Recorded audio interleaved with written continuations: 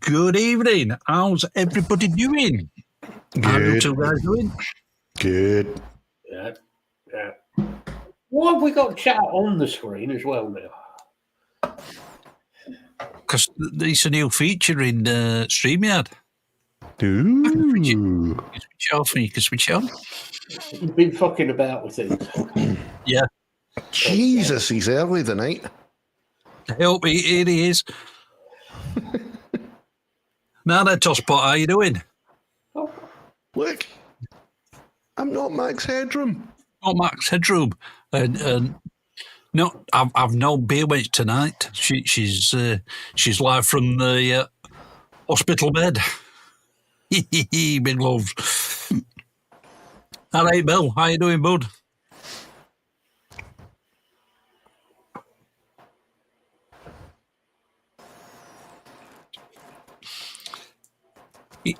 I reckon he's only come in to plug his live stream on Saturday. Ooh.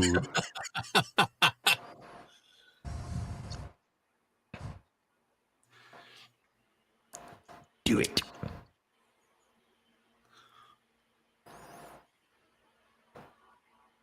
Do it. I'll send you a link, dude. Send you the link. That means Lee gets to starfish. Absolutely. Lie in the Jesus Christ pose. In the Jesus Christ pose. What a track, man. He can't guarantee good behaviour. He never has. Jesus Christ, Scott, get some fucking sleep. Yeah.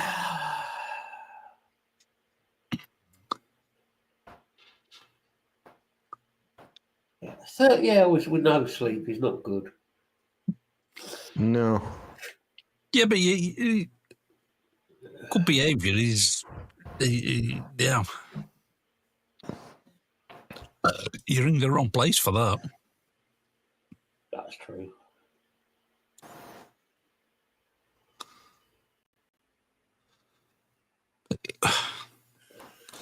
Well, Bill's had it out today, so he's knackered. I mean, sorry, he's been out. Had what? Well, you never know. You got arrested. Yeah. Yeah. I reckon it's his cloak and his fishnet stockings again. Yep. Phantom raspberry blower of old London town.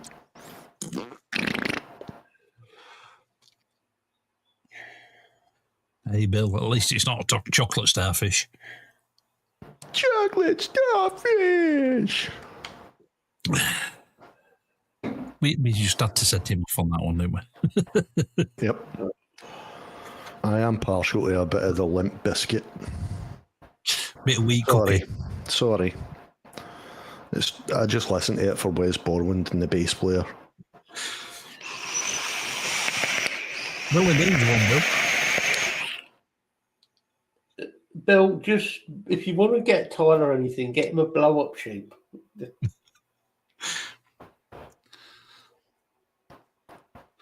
Oh. Our Welsh friend, I'm sure he can find a few dollars.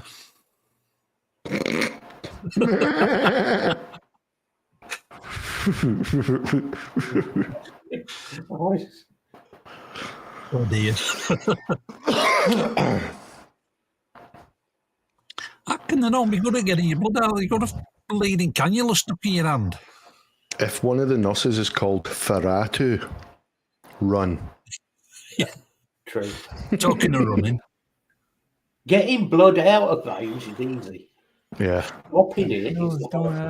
Well, hello. What the fuck? Touch up Talking my of no hair and nuts. turn that shit off. Jesus. Ugh. How are you, sir? Well, apart from that, Tired. Yeah. Yeah, I got lots of stuff to do. Only one man show. Plus, we haven't had hot water for a month, so. Oh. How's it going, Tyler? It is the Amish Mafia. It's not a big deal when it's plus 35 outside. Sucks more when it's only Jeez. plus. It sucks more when it's only plus 18, which it has been this month, all month. Is that Celsius? Yeah. Listen, I haven't been in the States for 18's 15 not years. bad. I don't use freedom units anymore. Yeah. Thank I've been God. dead. You saw sense.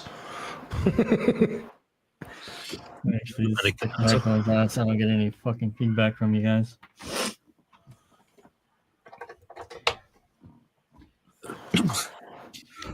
I mean, 18's not bad.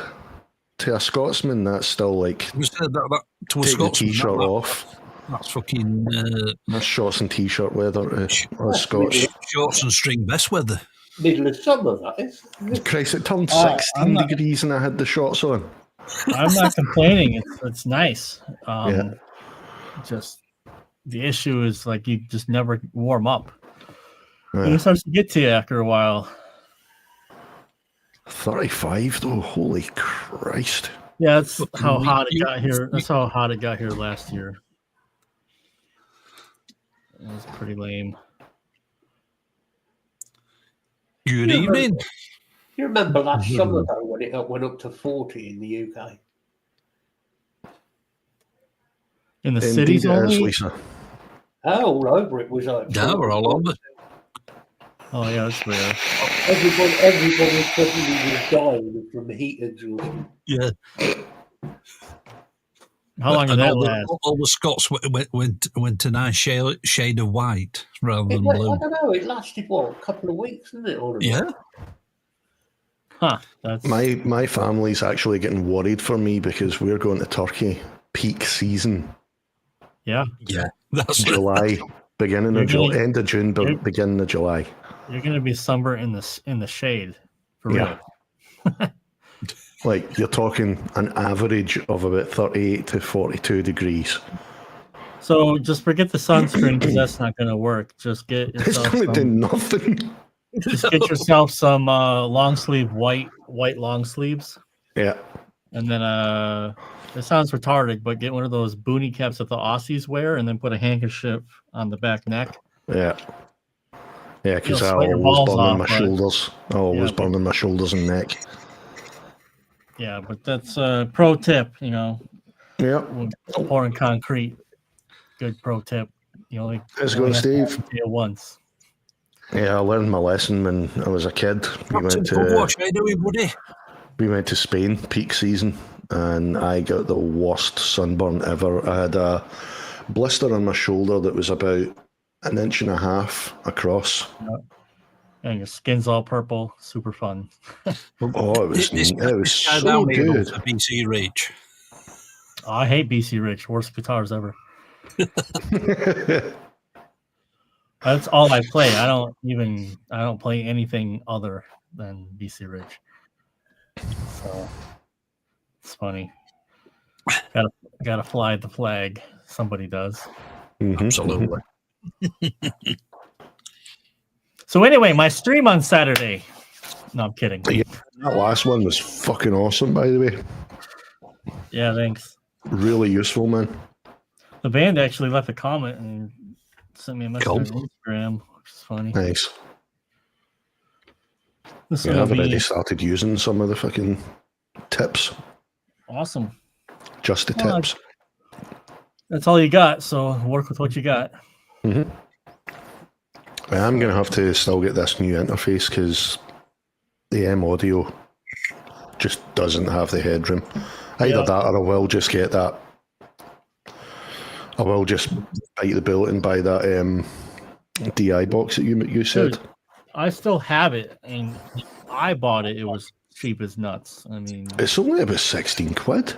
yeah. Yeah, it's All you about need all is all you want is the pad. That's all you're looking for. Yeah. You just plug into that, press the pad button, Yep. done.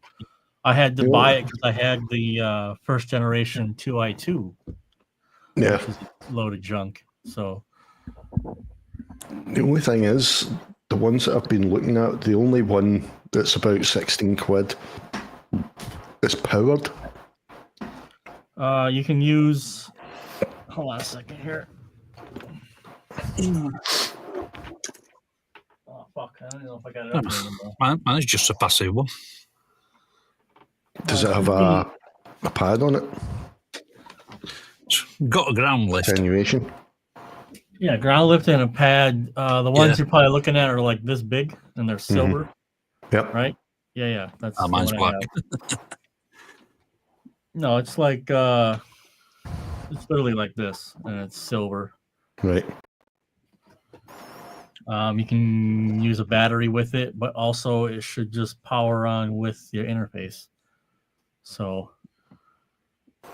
it did say it's got phantom power. yeah, You can power it with the so you phantom don't- power. So so you don't need to do they're D batteries. So yeah, like a distortion pedal battery. All you need is the ground loop and the pad, and you'll be fine.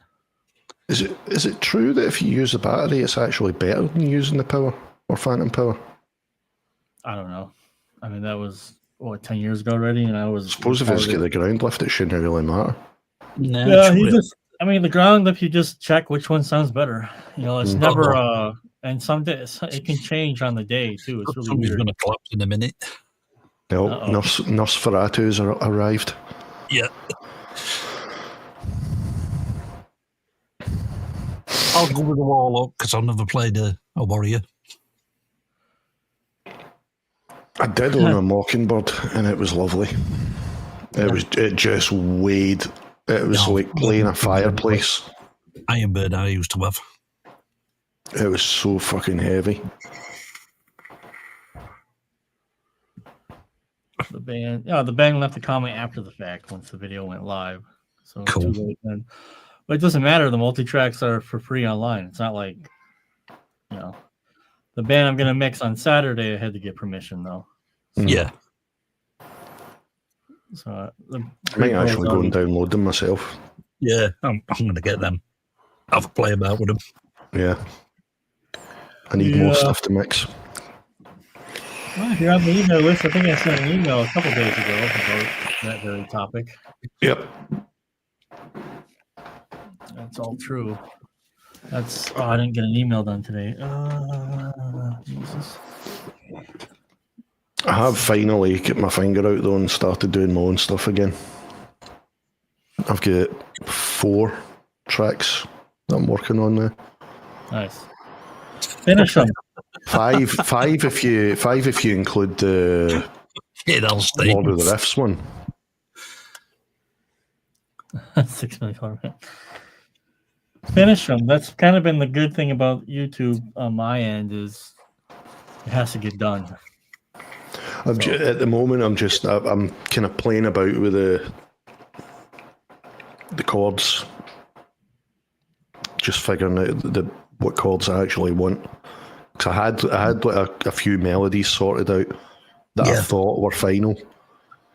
I think I sent you the one that was like the toy box sounding That's one. right, yeah. And that bit's still the same, but the riff before it has changed because I didn't like how it led into that toy box bit. Yeah. And then after the toy box bit, I didn't like how it finished and led back to that first riff. Yeah. So I've kind of messed about with it and got them all kind of linked together a bit easier, a bit smoother. Yeah, put a deadline on yourself to just be like, I'm going to get it done. Yep. Exactly. I'd say I've got 2 songs all done, mastered, recorded, mixed, so they're ready to be put out. Nice. And that's also why I switched rooms as well, is because this wall on this side of me and that wall there are not adjoining walls to any other neighbours. Cool. So I'll be able to actually do some vocals myself again. Nice. Without annoying the neighbours. Cool. That sounds boring, but I get it. I miss doing vocals. I really do. I really miss doing it.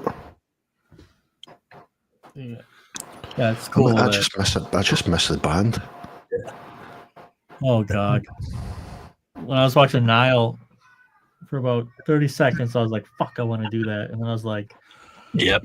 no, but then I'd have to babysit grown up. Never mind. Yep. Yeah. Yep. I've been there, done that. Do you know there was only 2 bands that I never had the whole, having to babysit the egos, and that was the 2 bands that I left to move over here. One was a punk band, and the other punk and ska, and the other one was a blues band. Just no egos. It was just, we're just having fun. Let's jam. We're having fun and making a bit of money on the side. That's what it's all about. Yeah, I just don't want to be shoehorned. Oh, Scott's got the gear. Scott can mix. Scott can do it. No, Scott doesn't want to do it. Yeah. Everything would get offloaded onto you. No. Yep. Oh, Scott can Fuck do off, video Bill. editing. Scott can do graphics. Scott knows how to do it. And him. Fucking ban him. Never liked them. They're my favourite band in the whole wide world. That's the band that got me into metal. I don't know. Obviously in the late 80s, early 90s, I heard a bunch of it, but it's just like not really my cup of tea. Yeah, that's fair. Plus, Scott Ian is annoying as shit. He can be. He's a total fucking powerhouse when it comes to riffs. Although, in saying that, most of the stuff's written by Charlie Benanti, the drummer. He's the one that comes up with the riffs. Scott Ian just plays half of them. Well, all of them, obviously. He's just in every fucking metal documentary, which is annoying. So there I was, listening to Dissection. No, you weren't. Do you not think it's a bit weird how he's playing at the fucking Sabbath thing? But Anthrax aren't. Or are they? Because so far all I've seen is that Scott Ian's going to be there. If they are playing there, it gives them another excuse not to do the album, I suppose. Fuck! The running joke here, Scott. The running joke here, Scott, is, and Lee actually named this show, I hear Anthrax is recording a new album, because I'm sick of seeing updates about this new album they're working on. They've been saying this since like summer last year, and then they were saying, then they said that's all the tracking done, just waiting on vocals. This was back in in October, November. Yeah. Now I've heard they're going back and doing like overdubs and shit, and they're retracking the guitars, and I'm like, for fuck's sake. Just get it out. They might get it out for 2028. Fuck's sake, we'll see another president before the fucking album's out. Scott looked over at Yachty from and was like, hold on a second, I can do that. But, yeah. Man, everyone's got bright lights today. Jesus Christ. I managed to get a video recorded this week for the Deviant drums. Ozzy's apparently working out. You got those. I did, yeah. How do you like them? Really nice. They're really good. Really enjoying them. I just use the Pearl kit with the high-tuned Pearl reference. That's pretty much what I use. Yeah. You got to work with the mixer, though, to bring the rooms down and everything. Yeah. And then, I think he's got a free version coming out soon. Him and I might do something with that. Nice. I started using the Extinction Level again. What'd you say? I started using the ELE drums again. Oh, yeah, nice. They are really nice. Really since the update, with the new kits and stuff and the new presets, they're fucking astounding sounding. Yeah, my only problem is they don't have a left and right kick. It's easy enough because I always, alter the velocities anyway. Yeah. But I would prefer a left and a right. Yeah. Well, it's easier for the programming and all that stuff.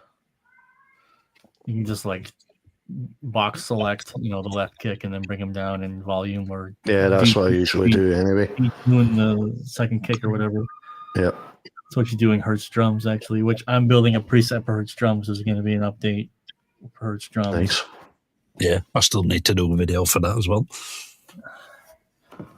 I mean, the my video that's on Friday, it's got Hertz drums on it, and then the little demo that I did showing the guitar tone crafting process that had Hertz drums on it as well. Yeah. Yeah, that was a fun video. It was good. That is really loud when you're sucking that penis, man. Sorry, I've actually got a gate on as well. That shouldn't have came through, but it's coming through. Oh, dude, it is the loudest thing in the stream. sorry, stream. I know I joked earlier on about I hate today, but today's actually not a bad day because there was new Igor again today.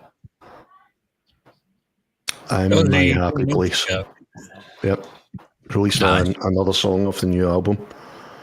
This is shaping up to be fucking amazing.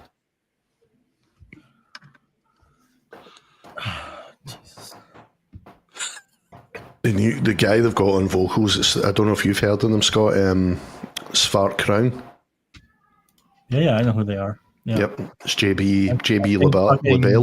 Kevin Kennedy plays drums for them. I think he might actually. He does. It's the guitarist and vocalist JB LaBelle that's doing vocals for Igor now. Members. Cool. Hold on, past members. Yeah, he played for them. I didn't know that. I didn't actually know that. Yeah, JB LaBelle's doing vocals for Igor now. Okay. And it's fucking brilliant, man. They've got a guy, Martin Clement. Igor with 3 R's. Yep. They've got a guy called Martin Clement on guitar now, permanently. And they got him from a punk band. But this guy is a demon. Absolute fucking demon. And Erland Kaspersen on bass. Permanently, well, at least on the recordings now. This guy's the guy plays the bass effortlessly. He looks as though he's bored when he's playing it. It's that easy. He makes it look that easy. It's like he could be reading War and Peace while doing it. That's pretty impressive.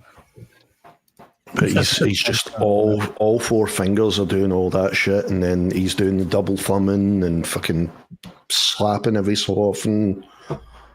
That's just like, I fucking hate you and I love you all at once. Till 3 a.m. Nosferatu. Nice. Speaking of which, if nobody's seen that movie yet, the remake of Nosferatu, bloody good. Yeah, I did. I watched it the other night, actually. No, we've got to watch that, yeah. It is good.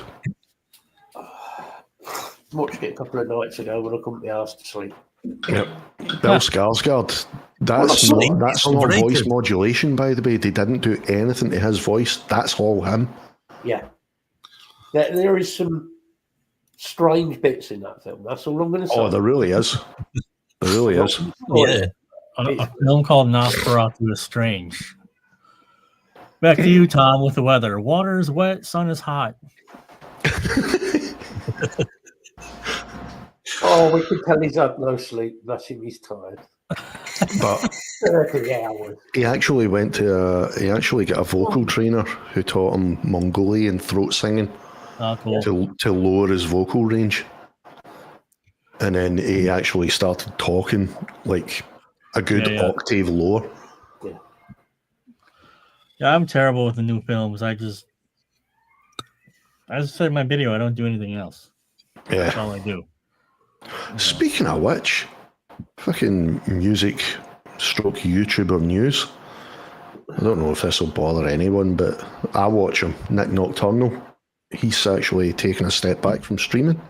Oh, yeah, he's been fucking full bore for like 11 years. He put up a video earlier on. He's burned out. It happens to everybody now and again. I prefer, like the live streaming stuff, like I'm happy to do it, but I'm not going to do it often, like maximum twice a month. Yep. Well, that's what we said with this show. Just leave it. I used to do it every week, every Saturday night and a Wednesday night as well, and like twice a week, and that was too much, man. I mean, it's like everyone's like, I should do it on Twitch, blah, blah, blah, blah. I'm just going to do it on YouTube because I don't care. This week, though, I'm going to have like people were asking me like, dude, I don't want to buy anything, but I want to send you, can I send you a tip? I'm like, okay. So I figured all that shit out. Got a tip jar that'll be there. Now I got to figure the bots out and everything else, plus all the graphics, plus do the video that's coming out Friday, mix that demo, plus work on the client mixes. That's why I don't sleep. Yeah. Sleep. It's overrated. Get enough when you're dead. But I mean, it's emails. Oh, Scott, you should do this. Oh, cool, Rob. How about you do it?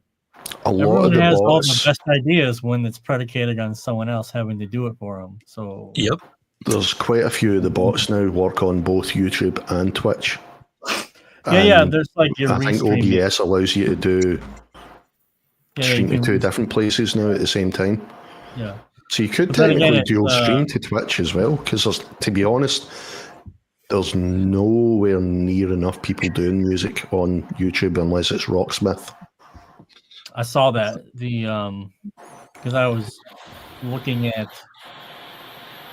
the music, like what's it called, the music section, and they have like DJs, beats, like mostly DJs, but there's a lot of YouTube Rocksmith streamers out there. There's a guy that I mod for, Mike Shreds, Canadian guy. He's bloody good. He's memorized well over 600 covers, and he does his own stuff as well on stream. He does guitar and vocals. There's only a couple of others that do non-Rocksmith guitar streams or whatever, or bass, but it is predominantly Rocksmith if it's instrument based. Production, the only one that I've seen that does production is, what's his name, Mike Studio or something like that. But him and Manuel from Zealand Ardor, he does production streams. So I've started watching him now. He's good. Yeah, it's fine. It's just another thing to do, Yeah. It's I'm okay with that. Like I enjoy doing it, As I said in the streams, I'm not showing anybody anything groundbreaking. It's like I'm just trying to show you guys what it could look like in a workflow. There's definitely a demand for it on Twitch, though, honestly. Because, as I said, there's very, very few. I can only think of like 2 right now that do the mixing side. It really depends, because it's at least my experience on Twitch. It's all about entertainment mostly. Like the rock band stuff I can understand because it's widdly wah, emojis, flashing lights, and then my stream is actually useful. Practical. And if you're not into it, it's going to be boring. But I don't know. I mean, like on my live streams, averaging about 80 to 100, and that was your first in fucking ages. Yeah, my wife and I, we were pretty surprised about that. Yeah. I have no expectations. I'm not doing it. It's like it's just for fun. It's the best way to do it, man. Extra content, but it's also like I have a little bit of a different what I'm doing. What I'm pivoting this year. The reason like the reason why I retired the courses was like that's a snapshot of where I was in time 4 years ago. Yeah. And it's like I'm like I was already a better mixer 3 months after that came out. Yeah. You know, so just continual content like this. I might do some more courses. Like I might do an updated guitar tone mastery for the updated, or which might include, or might do like a reamping tutorial. I want to do like bite-sized things that are very specific, drilled down, you know, and keep them like $50, you know. And I'm not doing any sales on the site ever. I'm going to do the Valhalla DSP thing. It's just, you want a course, it's $50. You want a preset pack, it's 10. That's it. That's it, you know, and just provide value, you know. Like it's not an exaggeration. Like that video, I edited down a lot of parts of that video where I was just sitting there and I realized I had gotten into the zone of analyzing everything. And I didn't say a word for like 5 minutes. I'm like, shit. And I got to edit all this out, right? You know, it takes a while, you know, to get the preset packs done at a good high quality. Like I just did a preset pack for like the deathcore gent boys. I have a 7-string and drop G. Nice. I've never played this genre ever, you know, but I'm sitting there for a couple of days just listening to the songs, you know, like Whitechapel, Lorna Shore, all these bands. I don't listen to them. It is literally the same guitar tone. I'm not even kidding. It really is. Yep. The differences are in the sound design and the synths or the vocals. That's actually where the differences are. And it's almost like the guitars the width as well. Yeah. And so it's Gojira X. I sent them actually to Andrew Baina to try them out because like I need if it's a black metal preset pack, I feel pretty confident going, that's pretty good. Yep. But this deathcore gent stuff, I'm like, I don't know. See, I'm biased because I'm a bass player, so I love percussive sound and stuff. You know, but it was the issue with like that particular preset pack. If I just made everything sound like how it does in the album, it's quite literally all the same settings. Maybe the presence is a bit higher or lower to make the tone darker. So I took some liberties to make them more unique sounding, but with the vibe, right? So Bane will have because he's like an expert in that genre of stuff. So he'll play them, let me know what he thinks, and then put that one out.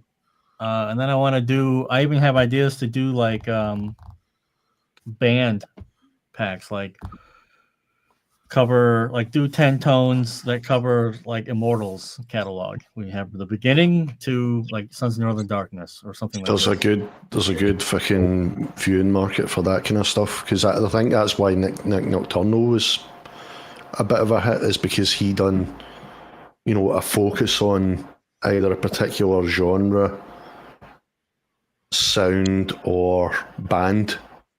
And in a lot of videos, he would have like, here's the best metalcore, and he would do his own versions of that. And sometimes he would get technical as far as like, here's the sound that I'm using, blah blah blah, or whatever. That's why I give people the option. You know, like one thing I realized is a lot of people email me. They're like, Guitar Tone Mastery looks cool, but I don't want to spend 3 years before I have a good guitar tone. Do you have presets? And I'm like, no. Now I have both. If you want to just write music today, there are presets. If you're like, okay, this is pretty cool, let me try developing my own. Well, you can get the workshop. I'll show you how to do that, right? And so that's why I'm bridging more into that. And honestly, the plan, what I really hope by the end of the year is like, no.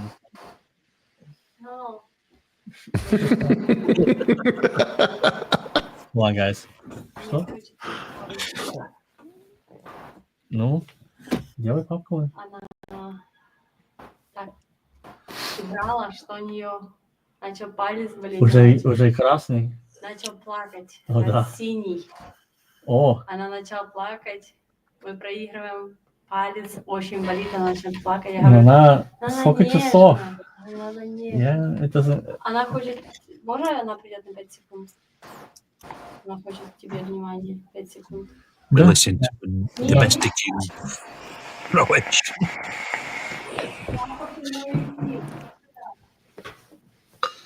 I have the little one show up for a minute. Daddy's working. I must go in and disturb him. What are you fucking drinking here? Sandy, Sammy, yeah. well, that's all I've got in at the Oh minute. yeah. Saturday I'll have Guinness. Nice. Nice. Tell me, have I'll- you I'll ever probably done get anything tomorrow for? in, I didn't have time up way on. What'd you Have you say? ever done anything with Tonex?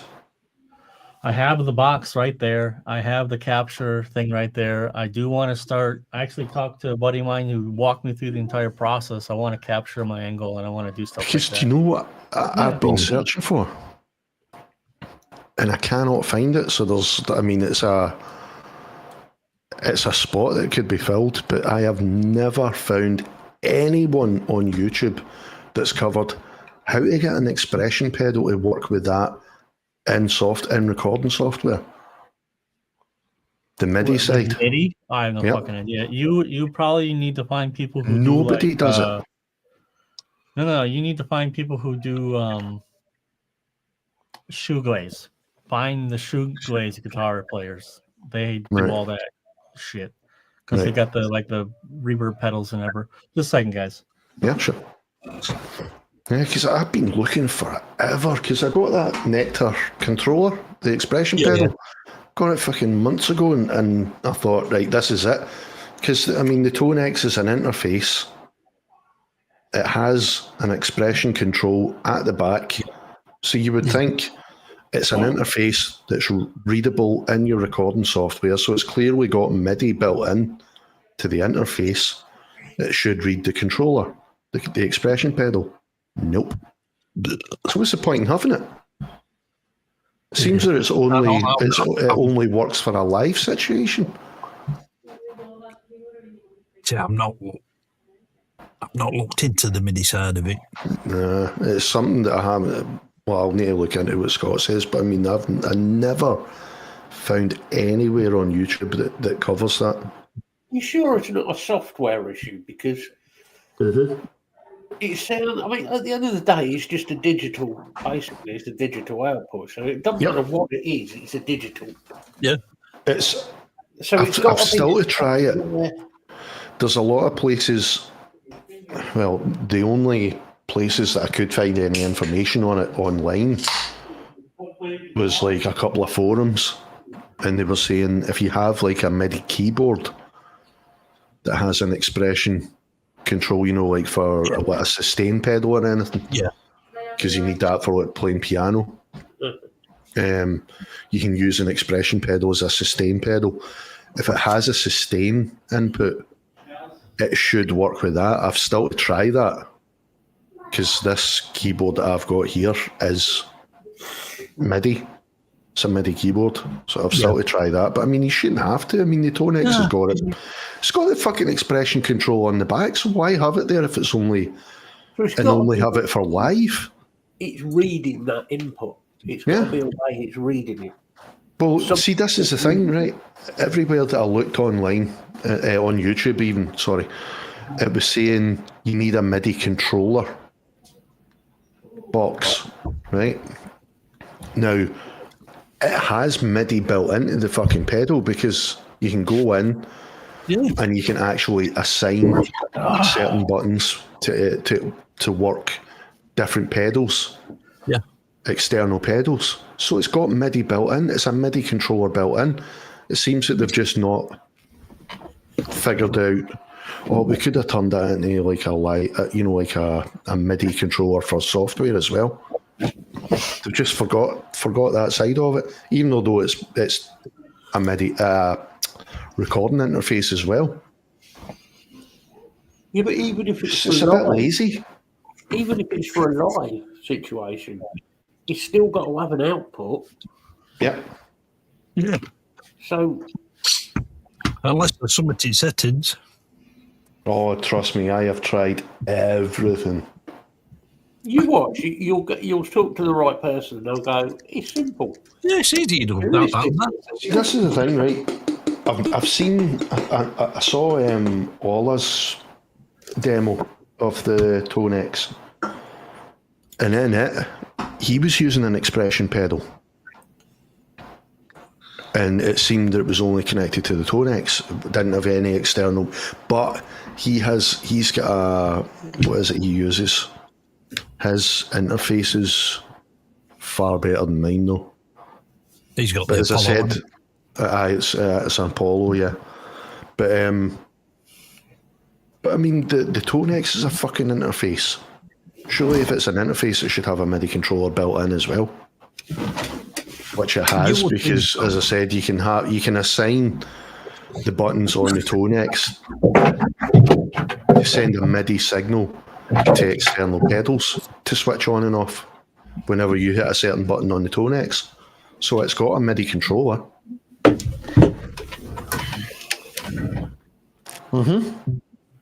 Now look in the back, it says external control, and it's got MIDI. Yep.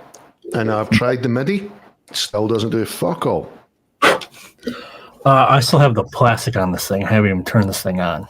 Tell you what though, Scott, that is some little bit of kit. See when you go to see the ToneNet library.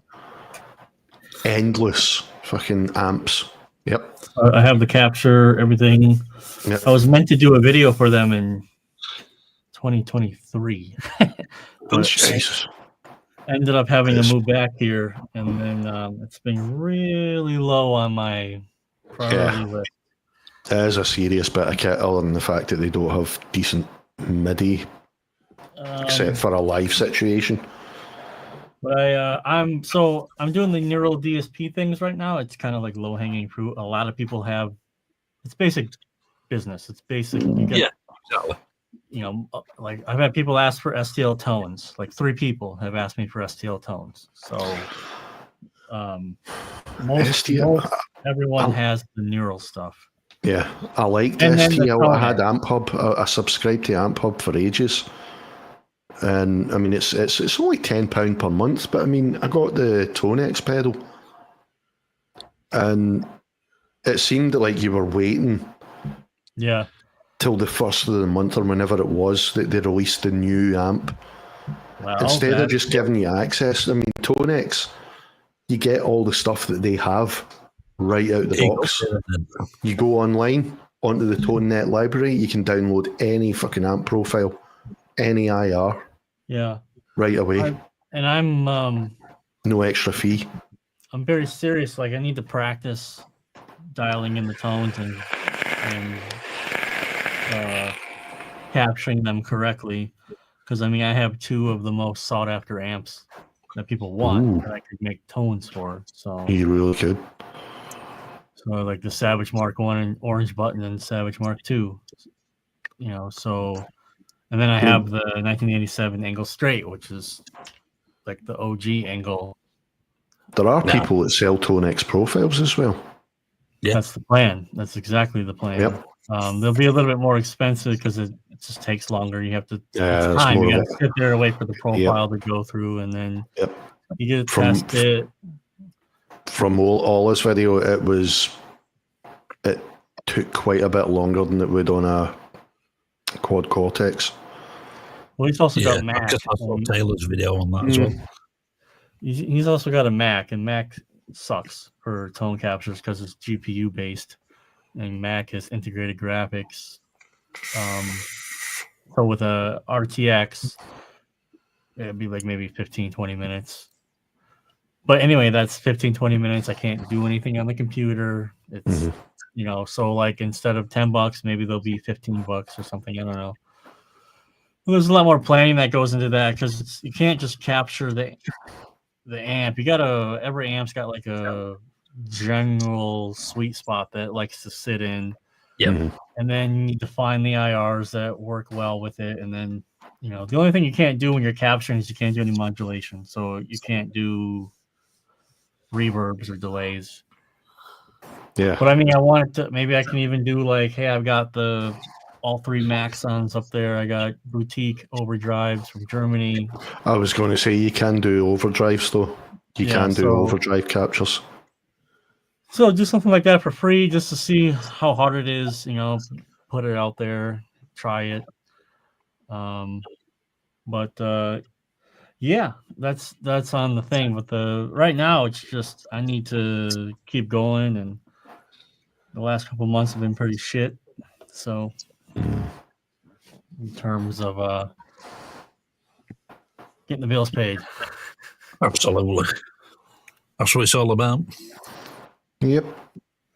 But I knew it was gonna suck. I mean, it's but that had to be done this year because just needed to move forward on my own. Nothing against Spectre. It's not like that at all. Actually, it was just wanting to try this idea. If it fails, well, I can handle it because it was completely on my shoulders to make it work or not. Mm-hmm. Yeah. There's no one to be like, well, if you fucking would have done the graphics on time, it could have. There's none of that. It's like I have to do it all. So, and if that can be more or less consistent, then that opens me up to be able to say no to this single in order to pay the bills, and yes to spending 2 days learning how to capture an amp. Yeah. It's all like this. I see it's all a juggling act, isn't it? Yeah, and plus, I haven't had a vacation. I don't remember the last time. Jesus, it's too long. If you can't remember when the last one was, it's been too long. No, I lied. The vacation was when my wife and I got married, but it wasn't a vacation. Yeah. We went specifically to do all that, which then all the paperwork and doing all the legal. So it wasn't like actually just sitting there. And then at the same time, we had to look for apartments in Kiev and call and do all this shit. So really, like, we were just like 2 days. We got to we just fucked off and did nothing. Just ate food and drank wine for 2 days. But then we're like, okay, got to start calling for apartments and all this shit. I hope Matt's got ghosts in his bedroom. The No, dog. it's not a ghost. It's a dog. Oh, thank God for that. That actually did freak me out there. Jesus Christ. She's one of those dogs. She'll walk in, knock the door open, turn around and fuck off. Because the door is open now. Yeah. What an asshole. Like, You mean like a Gwendolyn? Not that annoying or dangerous. Well, that's true. If it were a Gwendolyn, she'd have come in and stabbed you and then run off. No, if I send you a video, can you? We should watch it. It's a good, funny video. Australian humor. Oh God! He's gonna get the Aussies are fucking legendary, man. Yeah, you're gonna love this. But yeah. I'll send it to you on Facebook, Lee. You made a Phoenix. I posted it in the Discord, but no one reacted to it, so I don't think anyone watched it. That's MIDI. I tried the MIDI thing with the Tone X as well. It just seems like they haven't fucking done everything they could have with it. Well, there are. Listen, I know they were working on a budget device, but still. The thing with shit like this, here's one thing. When I was at Henning Pauli's place, HP42, it was very interesting to watch him learn and figure out gear because he's very good at just what's this knob do, and he can. This shit is annoying to me. What do you mean I got to press this button twice to navigate? I'm not interested. Give me the app that I can plug into, and I'm done. And that's actually something that I've had to learn over the past couple of years because I never used effects loops. I just overdrive or plug directly into the amp and done. Yeah. So stuff like this is like Mendel is like, oh, it's so fucking cool. You should check it out. I'm like, okay. See, I only use the actual digital side of it. I just use it hooked up to the VST, yeah. Yep. That's the other reason why I want to do the captures because a person does not need the hardware. They can just use the plugin. Yep. You know what I mean? So Yeah, it's very appealing to me. I've yet Anyway. to use the actual pedal properly. I have no I've idea. used the plug-in a few times. Yeah. All right, this is a proper Australian humor, folks. Awesome. Clarence, Tony and Clarence show. Righto, Clarence. Today I'm going to teach you how to defend yourself whilst in combat. Oh, are we going to be involved in some kind of combat, sir? You kidding me, aren't you? Mate, there's always a threat around the corner. I thought after everything that we've been through, you would have learnt that by now. Oh, I thought that was mainly just because Big Les was around. We don't really have to be involved in that Mate, sort of stuff. think about it. Warning guy's still missing. We don't know what the story is there. Glenn is still on the loose. And Nigel has a fucking interdimensional portal fucking open and closing on his land. Well, wait, Nigel has a what? Oh, yeah, forget that last bit. I wasn't really meant to tell anyone. Oh, What I'm really trying to say, Clarence, is I know you're invincible, but being invincible isn't enough. oh. You got to learn to fight back. And I just can't stand to see you getting beat up all the time. So I'm going to teach you how to fucking defend yourself. Oh, okay. I appreciate the lesson, Donny. Now, it's pretty simple, mate. You got to dodge or block anything that I'm fucking throwing at you, all right? Okay, Donny, I think I can do that. Clarence, you're supposed to dodge that one, mate. Remember, if you can't dodge it, you've got to block it, all right? Oh, my days. Oh. Now, to turn things up a bit, I'm going to have to simulate a real-world situation, all right? Okay, Donny. Now, put them up, cunt! Put them up! Look, Clarence, mate, I can't help you if you can't meet me halfway. Sir, I don't reckon I'm cut out for this. Look, Clarence, mate, it doesn't matter how many times we get beat down. What matters is that we get the fuck up and we keep fucking trying. You're right, Donny. Now, who the fuck are you, mate? I'm Clarence Claymore. Who the fuck are you, mate? I'm Clarence Claymore. Say it with your fucking chest. I'm Clarence Claymore. Show me what you got, mate. Take that. Fucking touch me, cunt. Fuck, mate. We got a lot of work to do. Fuck me, mate. Oh, it takes it out of you, eh? All this punching. Yeah. So I still think it's so cool that you're like full on invincible, mate. Like can't feel anything or. Oh, I actually I'm punching hard too. So you know about my condition, right? Ah, Like I still feel the pain, but I feel it 10 times worse and 10 times longer than yeah, anyone mate. else. Seriously, it's so fucking cool. So cool, mate. Anyway, we better get back to it.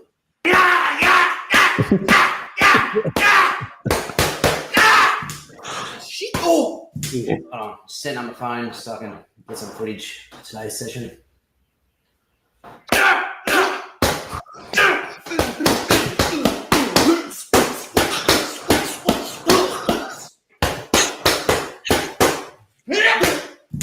Come on, get up. What even are you, Clarence? You fucking want to do a poo in my toilet, Clarence? Is that what you're asking? Smell like almonds and soap. Oh, for fuck's sake, Clarence! Shit in my hands and clap, then you fucking research with you. Deadhead. Oh, here he is. Here he fucking is. Well, you gotta punch me, Clarence. You gotta finally punch me, mate. You don't have the guts, you fucking worthless piece of shit. What the fuck? I'm sorry. I'm sorry. There you go. Oh, fuck yes, footage turned out heaps good. How did I go in today's lesson, Donny? What? Oh, yeah, mate. Yeah, you did fucking heaps good, Clarence. You did heaps good. Did I really? Yeah, mate, you're a fucking animal out there. You're Clarence Claymore. Clarence Claymore. See, look how fucking hard I punch you here. Ready? Put him up, cunt. Put him up. Oh, That's so cool. put this on your fucking YouTube channel. You get fucking heaps of views. Now, come on. Let's get back into it. Oh, sir, can I please request a break? Put him up. Yeah. Fucking love the Aussies, man. Love the Aussies humour. They're just brutal. Evening, Block. How you doing, bud? Yeah, it was funny. It was good. Self-defense. How to defend yourself against a banana. Yeah. Yeah, it was good. One of my favourite bands is just now is 12 Foot Ninja. They're Australian.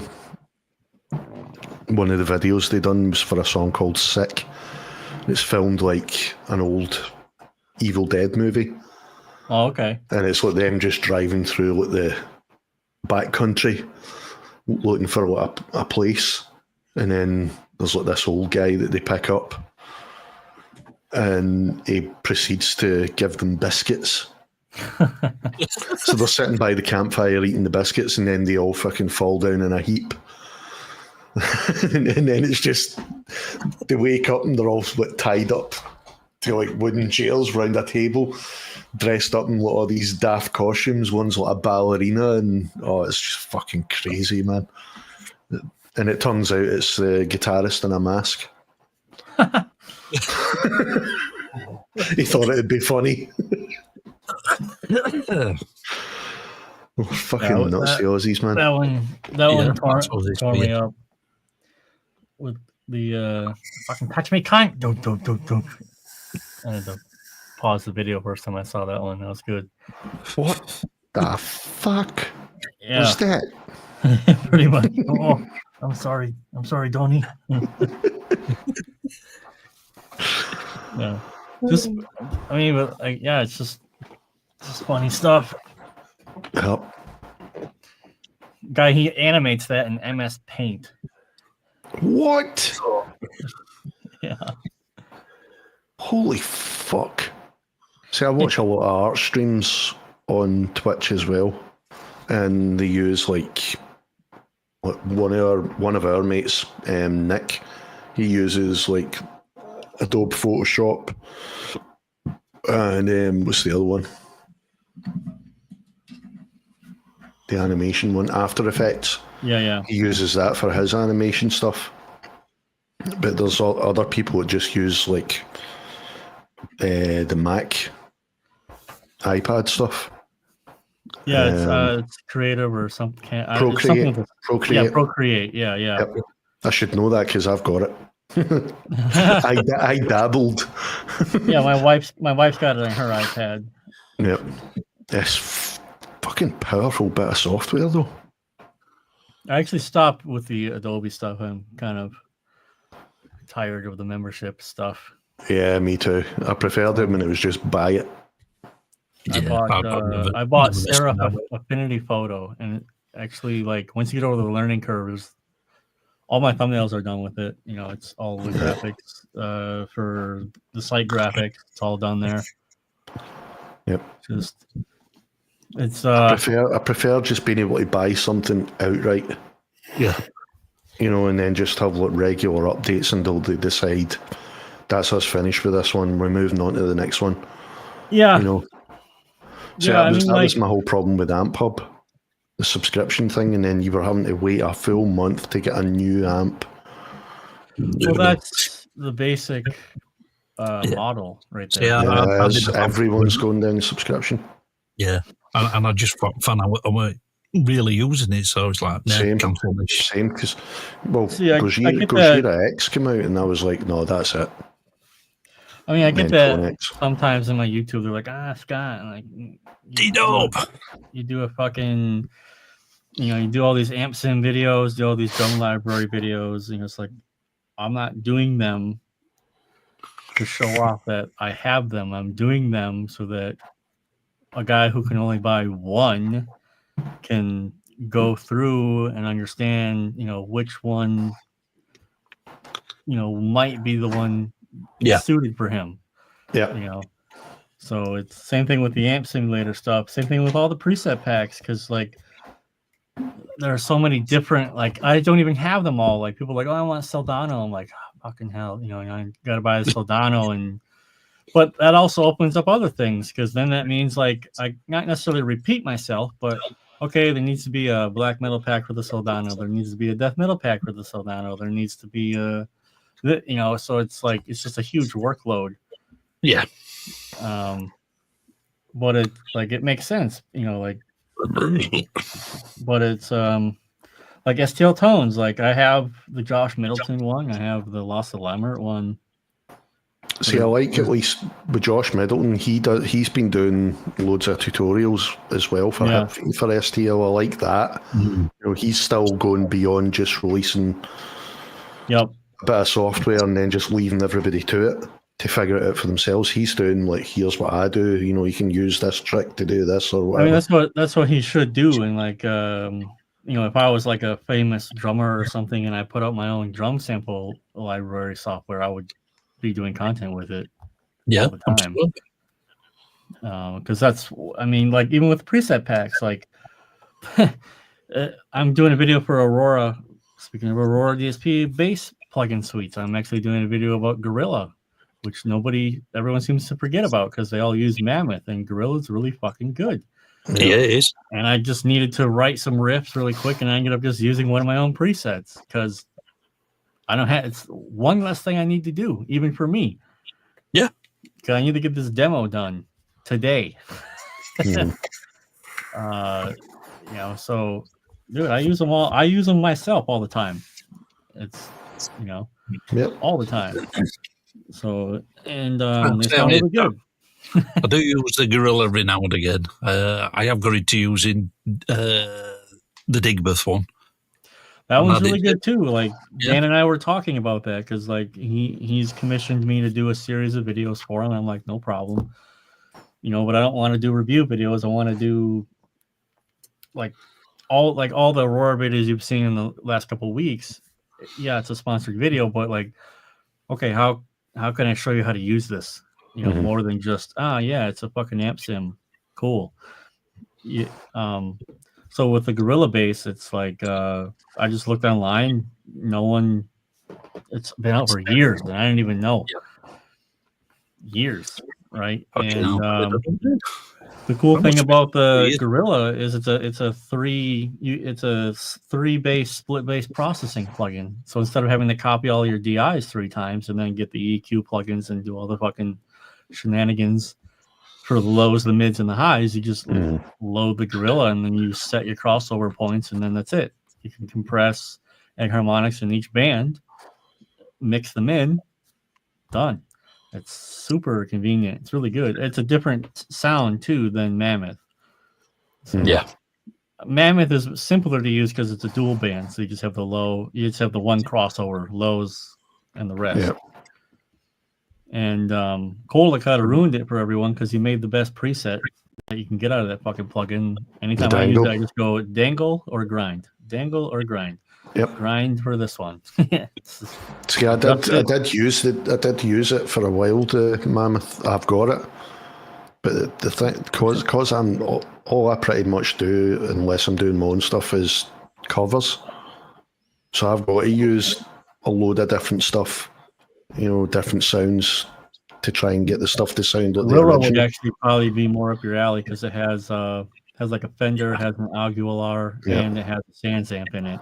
Mammoth is just fucking straight metal. Well, that's why I like the Tonex, because of the ToneNet library. You can get everything. You can get the old Ampeg SVTs, Ashdowns. I've had people ask me for Parallax presets, and I'm like, oh my god. It would be good. Parallax. There's not many people do the Parallax presets. It's harder with bass because if you're playing the bass yourself, you have to be competent enough to change the strings, because if you have shitty strings, the bass tone is garbage. Yep. Just garbage. And there's very little you can do about it. The Parallax, you can add the grind and stuff, but it still has that woody, just nasty character in the mid-range because there's no pop to the strings. Or if you want to use Parallax and you're not a bass player, then you have to buy Eurobass, or you have to buy a bass plugin that can spit out a DI for you that then you can put the plugin. So it's just a little bit harder to do good bass sounds. And I think the type of bass sounds that I personally like are not very popular right now. Everyone does these super glassy, ugly bass tones. In my opinion, it's my opinion. You know, I like a bit of everything I'm that comes to decidedly bass more old tone. school with my bass tones. Actually, I'm decidedly more like Anthrax when it comes to bass. Frank Bellows' tones, holy shit, that guy's tones were always fucking on fire. It's just an SVT. Yep. Yep. You know, it's just got it has a little bit of a clank up there. You know, Yep. it's just A lot of mids. Chorus on it. You can sound like Guns N' Roses if you want. I mean, that's where I'm showing my age there because that's really what I grew up listening to. Well, that was pretty much the tone that I used because I mean, like the punk stuff, it was all quite high mids and quite high treble as well. And I just get used to using that for pretty much everything except blues. Obviously, you need to dial it right back and make it smooth. I think that's why I like a bit of everything nowadays. Yeah, very round. Yeah. That's why people argue. That's why people argue with Glenn all the time, but they're missing the point. Metal is a completely different genre. So if you don't want to change your jazz bass strings for 10 years, great, because that's jazz. Whatever. If you want that super fucking round attack with zero spring at all, sweet for jazz. Yeah, you're never going to get the glassy tone unless you change the strings as well. No. And that's what everybody wants. These days. You're never going to get that unless you change the strings. You know, it's funny because I was playing with the drop G guitar, and it's a 7-string, and it's a Schecter, it's a nice guitar. And I'm just playing this, and I'm like, this sucks. You can't do anything. You can't do any chords because it's all mud. And it's just like I thought I was playing around with the idea of calling the preset pack Morse code, but I think the deathcore people take themselves a little too seriously, so maybe they'd be offended. Oh, yes, they will. So call it zero. I'm probably gonna call it like something like none heavier or something like just something like that. Zero heavier because it's all zeros. Yeah, more. Yeah, 0 1. So, yeah, 0 or 1. Yeah, and that's why when I wanted to do that video because I just finished the low tuned preset pack last week, and then I was like fucking around, and I was like, oh, let me do a video about how I make these things, and I'm like, well, what am I gonna do a video about? And then I just happened to be like, I'll do a Soul New Machine. I'll do a Fear Factory one, but I'll do old school death metal style tone. It's nameless, and I was like, oh, that'll work. And that was fun. But I was listening to Death earlier on. Steve DiGiorgio, the album Steve DiGiorgio was on. Yeah. And see his bass tone, it was gorgeous, but it was so flubby sounding as well. He's finger player. Oh, I totally. Plus, he was fretless as well. Yeah. He's always played fretless ever since Sadis. That is it's some sound though. I mixed the album last summer that'll come out soon, I think, where it's a fretless bass, and it's just terrible. I'm actually toying with the idea of getting a fretless again. I miss playing fretless. I started out in fretless. The guy at the fucking guitar store thought I was crazy, but See, with Death, the fretless works because they're not playing, they're in E flat, I believe. Yeah. And the valve state is not all over the low end. So there's lots of room for the bass guitar to sound. Like you get these guys that have like these insane blast beats and then quad track guitars and then when these are fretless, I'm like, okay, just you're gonna have a bass forward mix then. No, the guitars need to dude, there's no information in a fretless bass above 2K. It's gone. It's not there. So we're gonna hype 800 to 1K, which is typically the part of the bass you never want. And then you're going to turn the bass up because that's how that works. Listen to Pura. Their bass is quite literally on top of everything else. Yep, really trebly. Yep. So it's not bad. It's just whatever. It's just like, I don't know. Like with these streams and stuff, I don't know if I just want to, because in a video I can script it. I can think of all the different things. I can try and think of all the possible questions that someone might have. But there are so many things sometimes that I'm just mixing that pop into my head. I'm like, oh, it'd be good if you knew that. Like, hey, not a good idea to have quad track guitars that are all playing the same thing and then be surprised when you can't hear the bass. Duh. Or, you know, it's just like that's songwriting. You know, like it's just experience. You know, I ran into that problem. I used to write all my music in MIDI. You know, and then in MIDI everything is very clear, and actually you're layering so many things in MIDI to make it sound better, and then you start putting that in like orchestral libraries, and it's just mud because you're not using the instruments correctly in the registers that they're meant to play in. I mean, like Flesh God Apocalypse does a pretty good job. It's difficult to listen to them for any length of time because it's so loud and everything is right here. You know? It's like I don't know if you heard this new. Well, they're not new; they've been around for quite a few years now, but they seem to be making it, and they're everywhere now. Deviloof, the Japanese band. Haven't heard it. No, I'm terrible with new music. Stuff is insanely good, but they're like that as well. It's you hear one song and you're like, holy shit, man, that was an experience, but you couldn't listen to it for any length of time. Yeah. Because it's just an onslaught. Yeah. There's no the music doesn't breathe, you know. Well, it's funny because I mean there's a couple of bits in quite a few songs where it does actually just silence.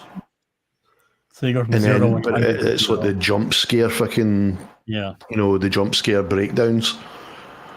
But I mean they done a song recently and it is just fucking insanity. It's hard to mix that stuff. Really hard to mix that stuff. Yeah. And it's like you're saying though, you've got to make a choice between the guitar. Do you want the guitar forward or do you want the bass forward? Because they've got it's a 6-string fretless the bass player uses. Yeah, you can't fucking hear it, right?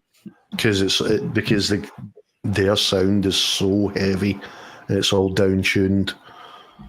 You know, so obviously they made the choice: guitars forward, guitars first and foremost. But, that's what I noticed when I was trying to do the preset packs with all these bands. It's like the difference comes out in the sound design and how the vocalist sounds. You know, it's for like the big, wide sound. It's not so much like Lorna Shore. I'm listening to their brand new song and I'm like, it's just flat. I don't get the whole Lorna Shore thing. They have some cool melodies. The Hellfire song was really cool. Like it has a really good melody in there. You know, I won't deny the guy's talent. Will Ramos's fucking vocals are just insane. The guys, when you hear him talking, you're like, how do those noises come out of you? How? Yeah. How? It's just not possible. Because I mean, he's not like got a girly voice.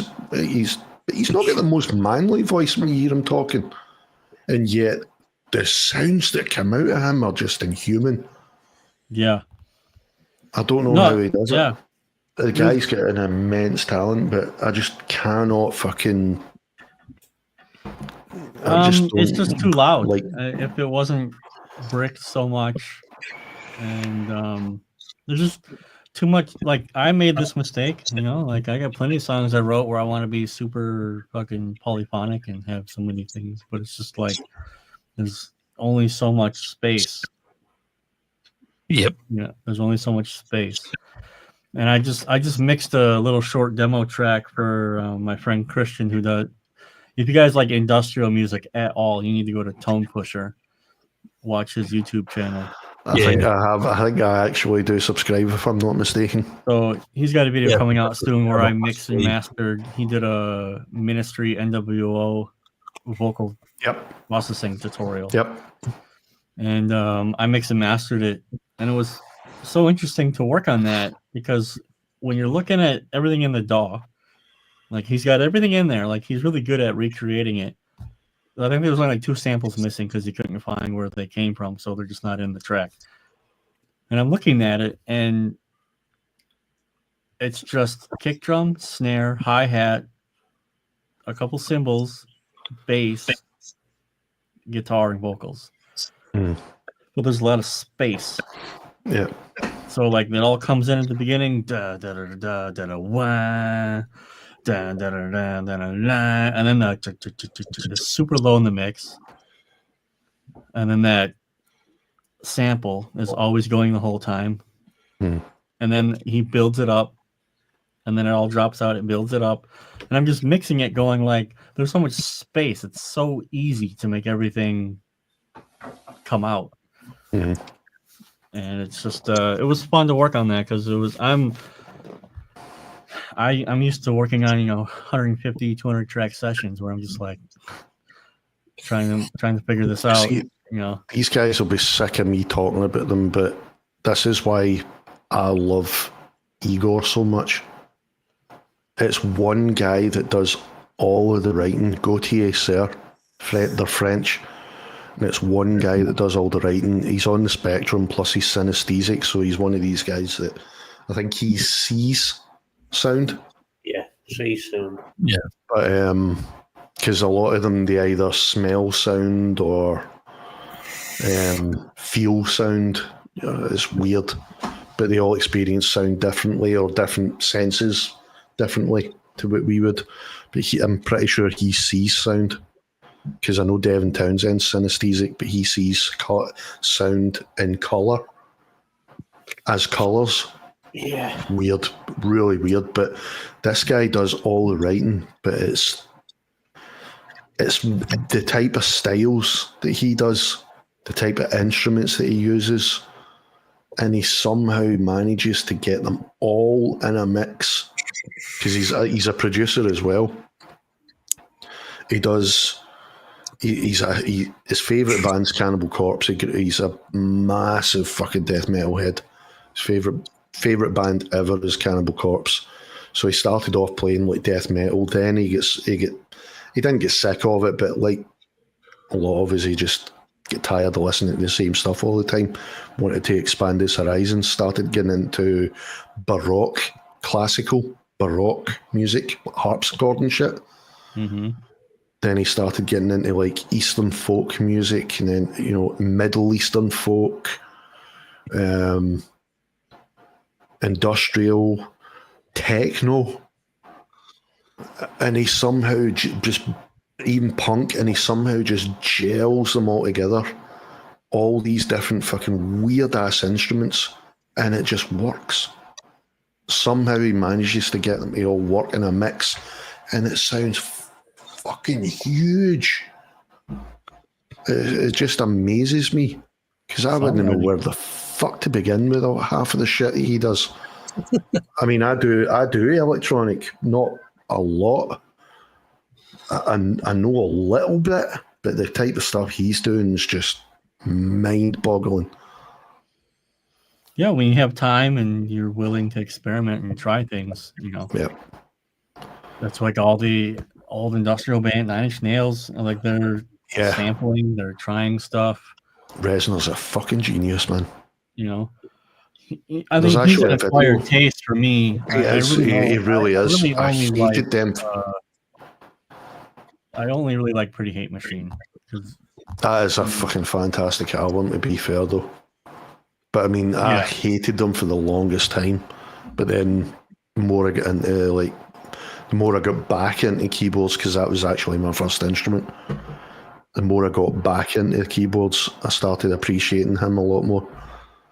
But one of Igor's videos, it's one of the ones that he worked on with Corpse Grinder, George Corpse Grinder. He done the vocals in one of Igor's tracks, and in the video you see him, and it's just a whole fucking wall of patches, synth patches. Yeah. And he's sitting doing all this, like just flicking between all these different patches, like left, right, and centre. And you're like, what the fuck? How do you know where that's going? Same way that same way Steve Same I way plays you know guitar. where to go with this. Yeah. So you just time in the DAW. As I said in the stream, people. Yep. I'm not showing you guys anything groundbreaking.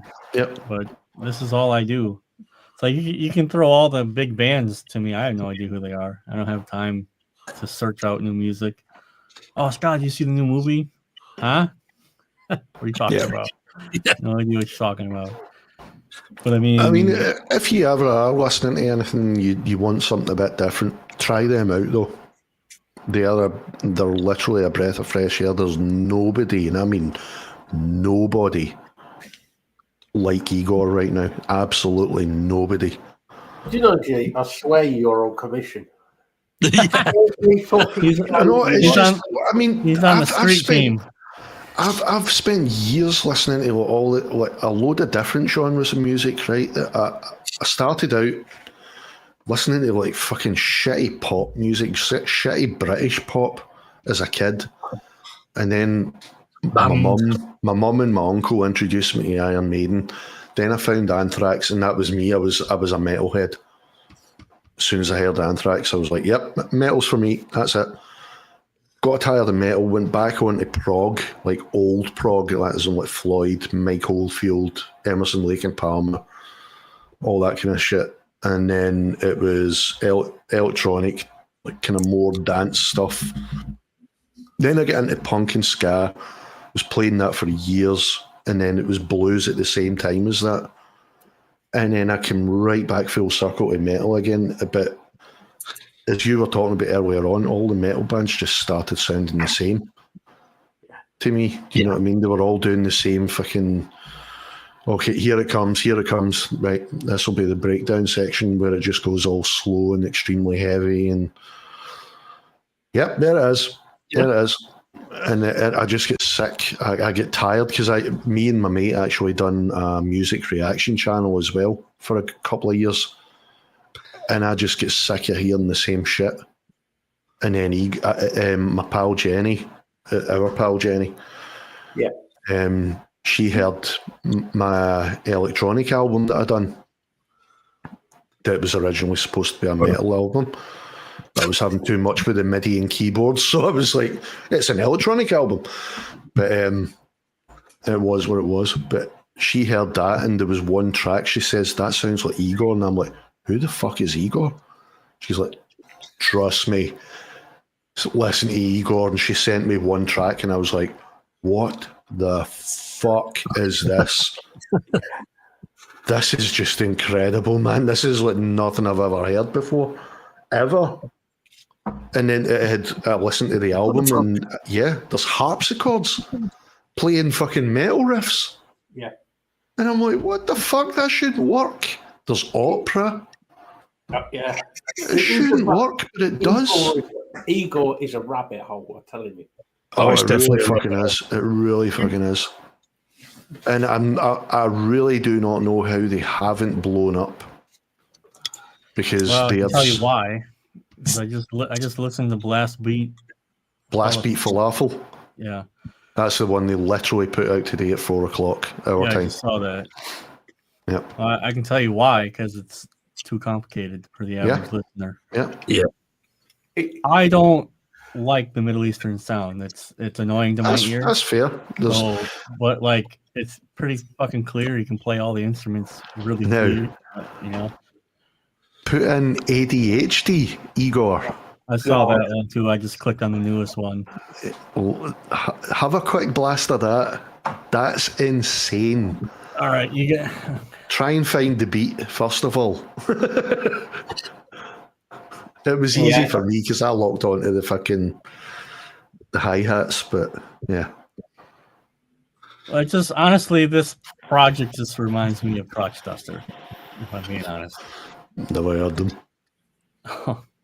Okay, my turn. Just a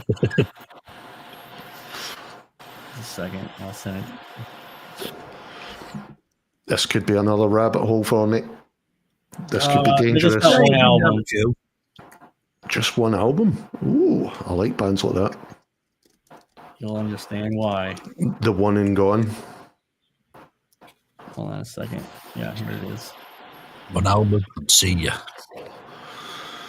Yeah, we done what we intended. Thank you. Good night. There you There go. are some bands that have done like numerous albums, and I wish they'd only one single. Where did you send it? I sent it to Lee. All right, cool. Cool. It's Jason Sukoff wrote it like 25 years ago. Right. It's Shut up. Block, it's funny you saying that because there's a lot of the kind of the Eastern sound on, well, the kind of folky sound on Igor. He uses a lot of the kind of traditional stuff. it's funny that you say that, as well like, as the because classical and opera.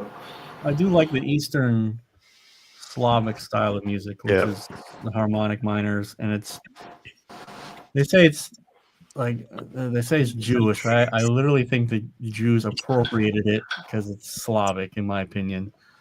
But they have some similar All right, babe. Chill out. So but generally they do a lot of fifths and fourths, and just particularly the Slavic quiet choral sound is what I'm most attracted to.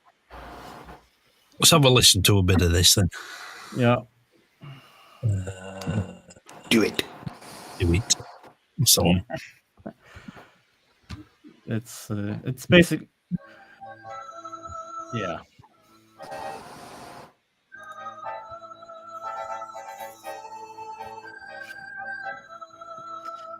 Sounds like the intro to the first track in my album.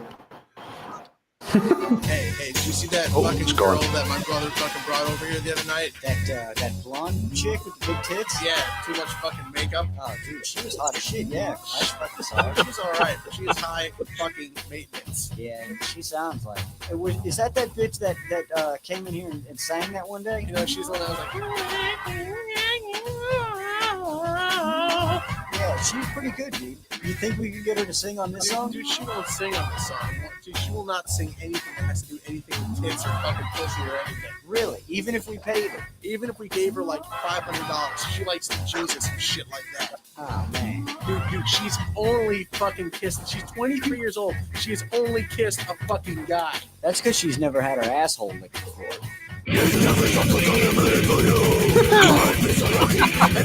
Straight out of left field.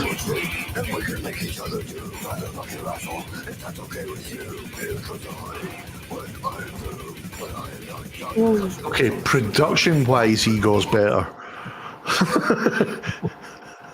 Well, you got to listen to the whole song. There's like 5-6 different genres in that song. I can believe it. I'll listen to that. Trust me, I will be listening to that later.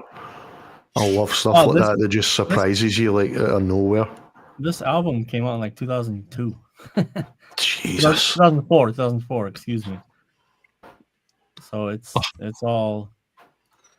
Yeah, it's very eccentric. Mm-hmm. Like it goes from like black metal to death metal to cock rock to big band to jazz to rap to just it cycles like that. Yeah, and then it all fits. And then it gets these massive death metal solos, virtuosic solos, all that shit. It's ridiculous. You could never do an album like that these days, because as you can tell by the intro. Yeah. Everybody be offended. Yeah, the keyboard warriors would be really on one. Yeah, the whole album's like that. It does like Danzig impersonations, kind of a Corpse impersonations, black metal impersonations. It does the whole thing. And you would think it has no right to work at all, kind of like what you're saying with Igor. But Igor's music actually is a bit more compositional. Like everything makes sense the way that it's come through. Yeah. See, he's all about. I mean, he's very. You listen to his stuff and you can tell that he's got a classical background, because it is all very. It's weird because I mean, when you listen, it doesn't sound formulaic, but then if you were to really, really fucking break it down, he does follow a fucking classical formula. But it's all about getting from this chord to this chord. How do I get back there for that section again?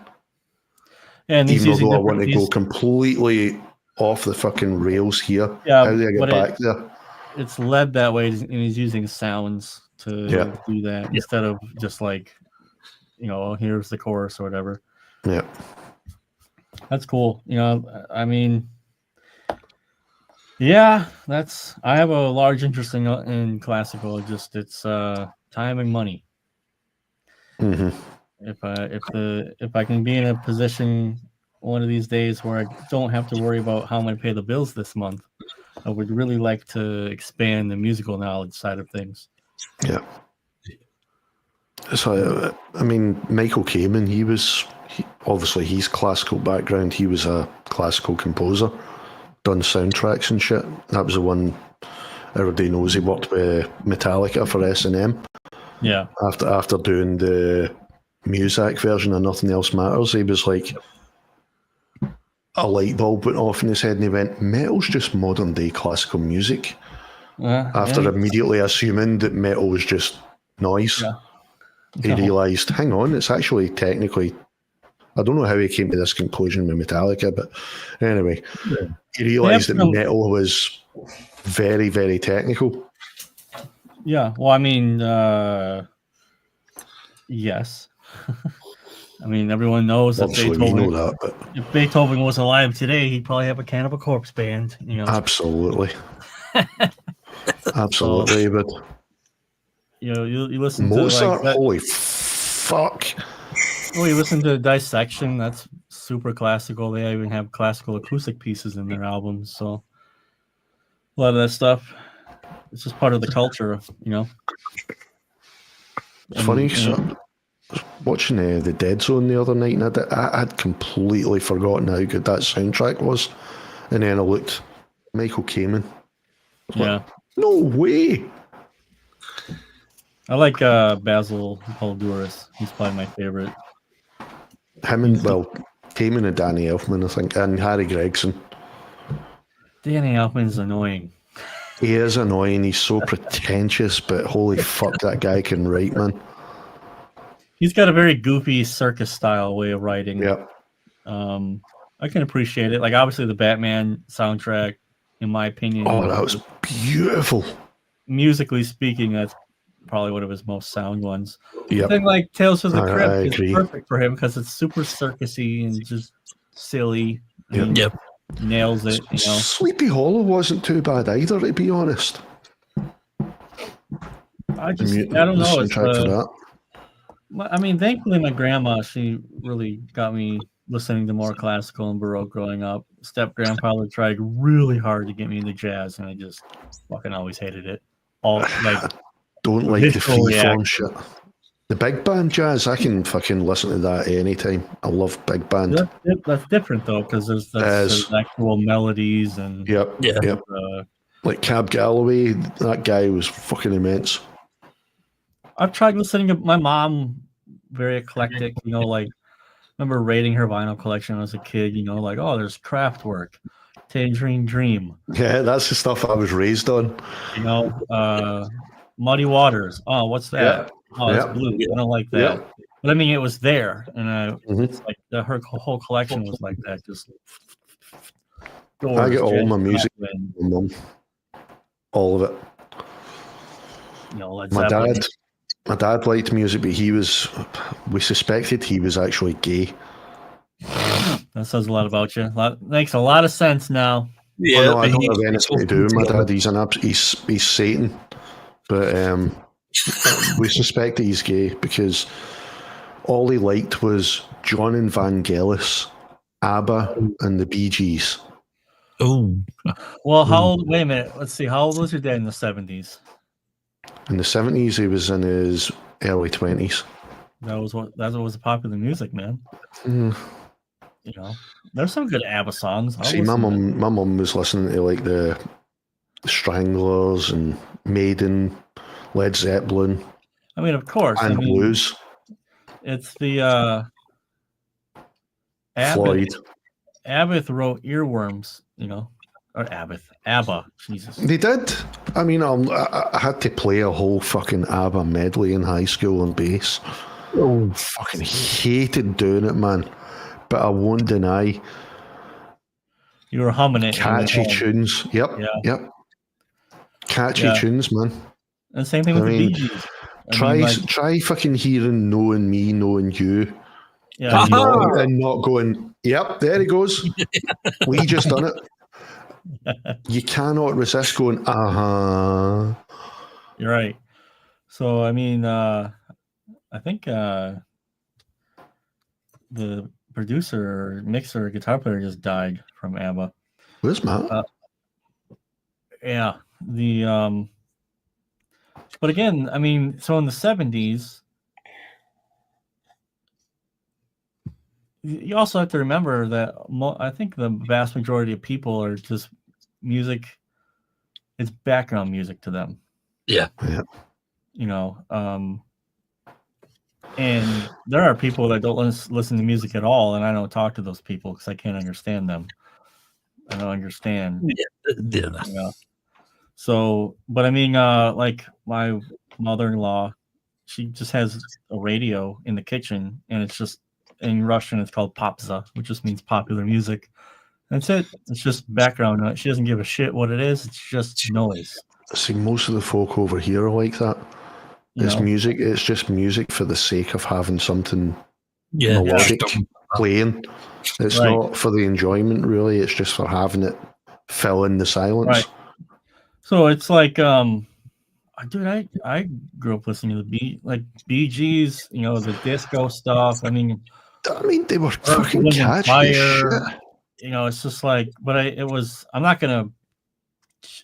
There have been a couple of times where I have chosen to listen to it because it's something that I can ignore. It won't catch my ear, and I won't start analyzing it or going, that's a weird frequency, or fuck, those hi-hats are really loud or something, which has been a large reason why I don't really listen to music anymore.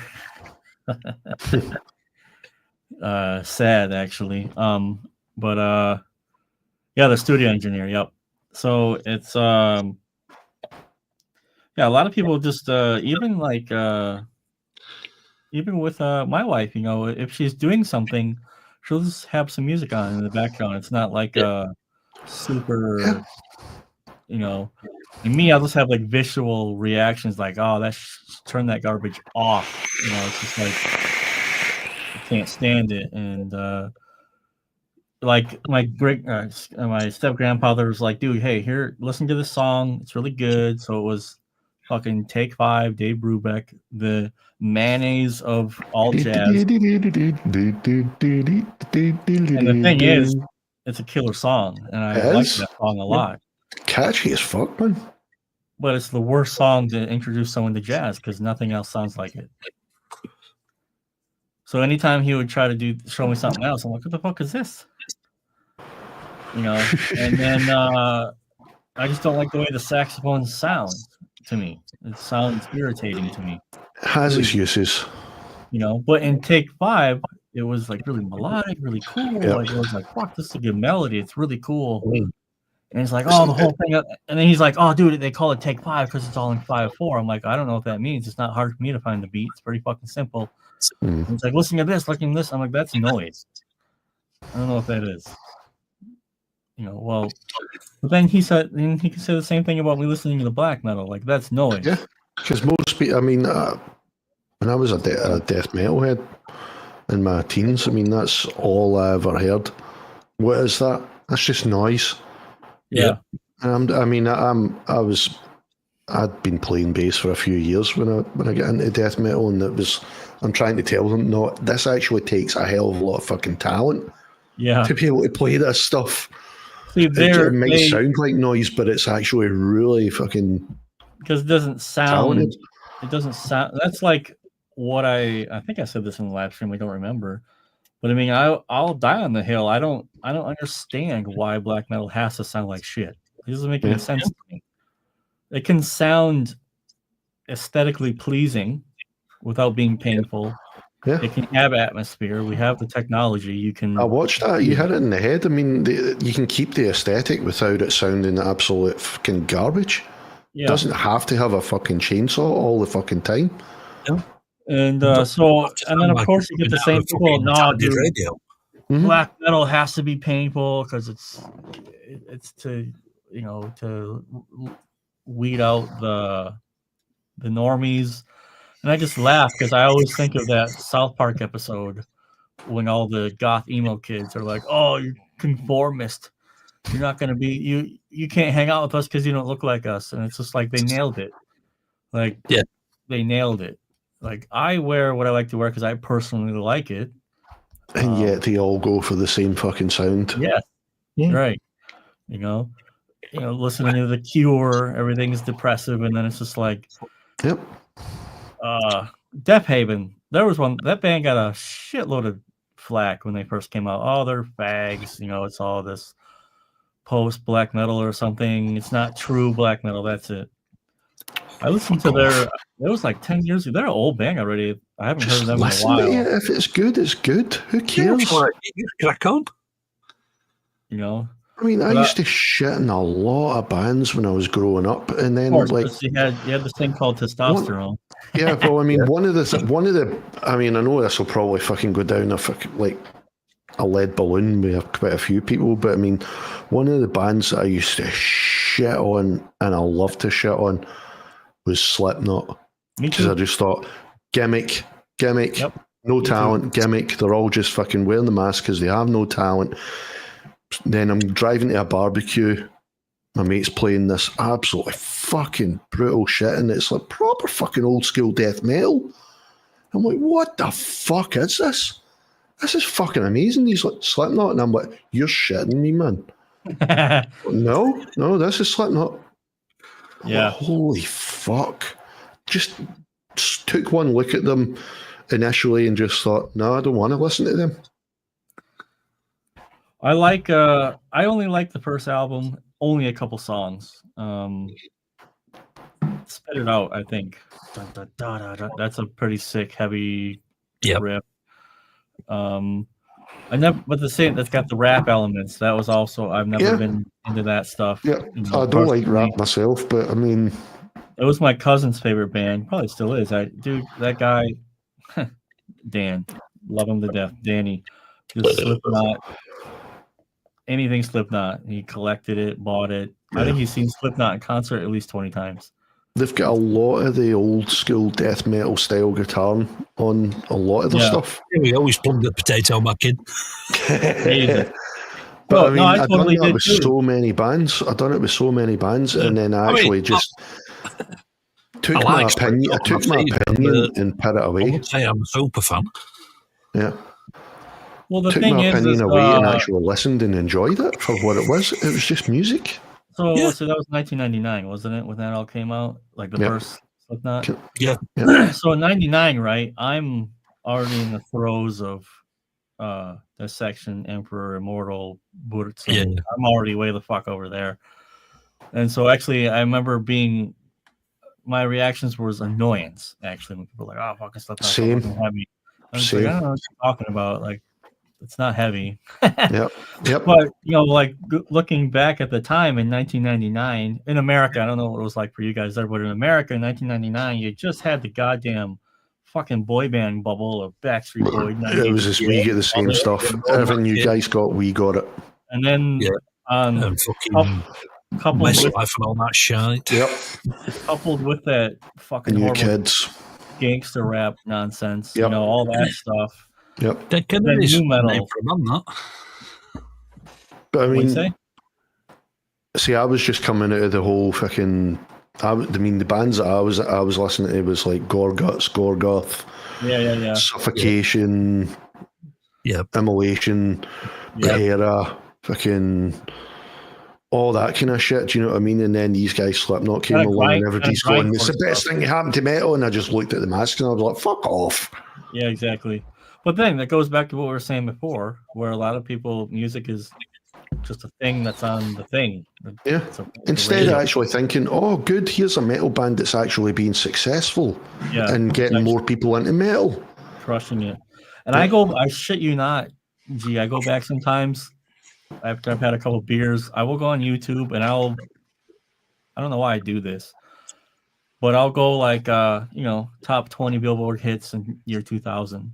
And I'll just like look and I just start to remember like, yeah, man, Korn was a big fucking deal back then because this is what normal people were listening to. And then you had Blind come out. And then you had Follow the Leader come out. And of course, I was already beyond that at that point. Like I was balls deep in European black metal, like big time already. Same. But when you're in middle school, black metal, death metal. Yeah, when you're in middle school, the one of one people listening to such music, and then Korn becomes popular, Limp Bizkit, and then there's another one, Limp Bizkit. I was just talking about them before we went live. I mean, I hated them when they first came out, but then years later, and I'm talking like only in the past 10, 15 years. Here's what happened. You heard the song and you Wes Borland. Yeah, you listen to it and you're like, God damn it. No, it wasn't even that. It was just I saw Wes Borland actually play. I saw him like in a video, and I saw what he actually did. Yeah. I mean, all right, the riffs might sound so basic, but it's like it's all about the sound he has, the tools he uses, the way he uses it to get that fucking just get you hooked. Yep. And he's fucking brilliant, man. And the bass player's fucking phenomenal. What Solosky just said is very interesting because I grew up listening to a lot of classical, which is quite melodic and harmonic, and they work in their scales. Yep. I was not used to chromaticism, so I never liked Megadeth growing up.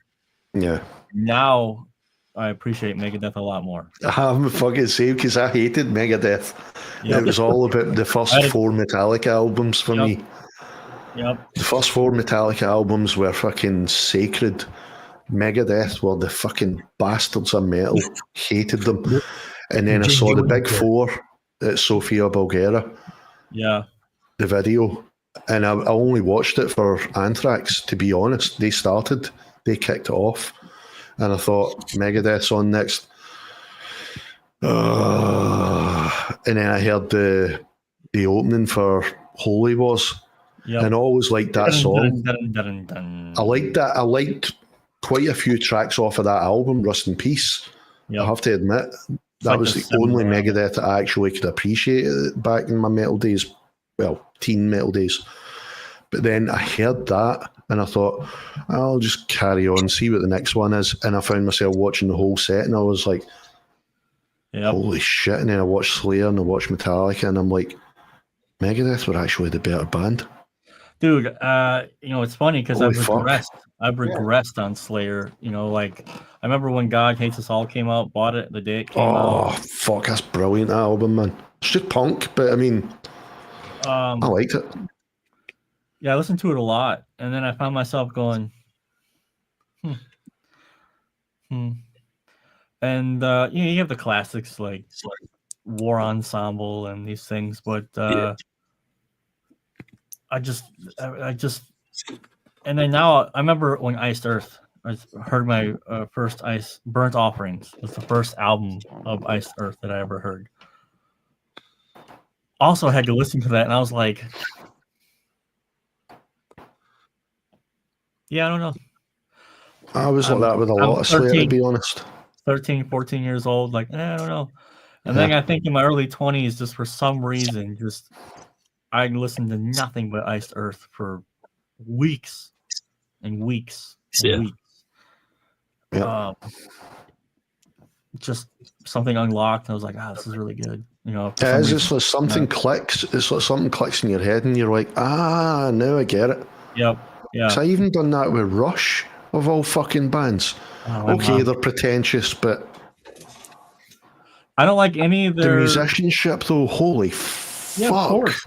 I don't like any of their prog music. I like all their '80s hits. ELO, I remember growing up and I fucking hated that band. But ELO, fucking hell, man. Electric Light. What's that song? Yeah. What's that song?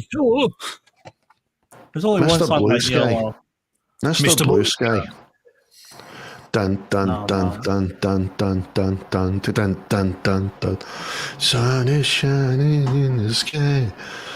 But holy fuck, Jeff Lynne was a fucking genius, man. Yeah.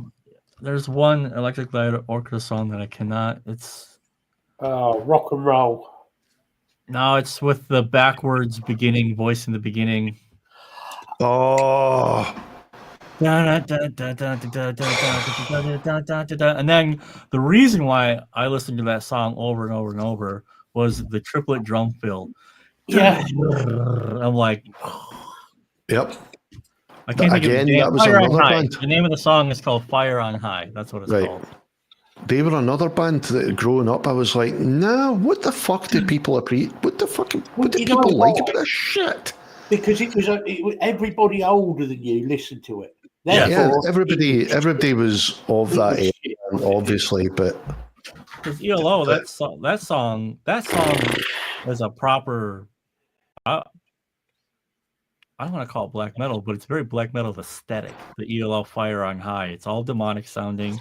It's all minor stuff.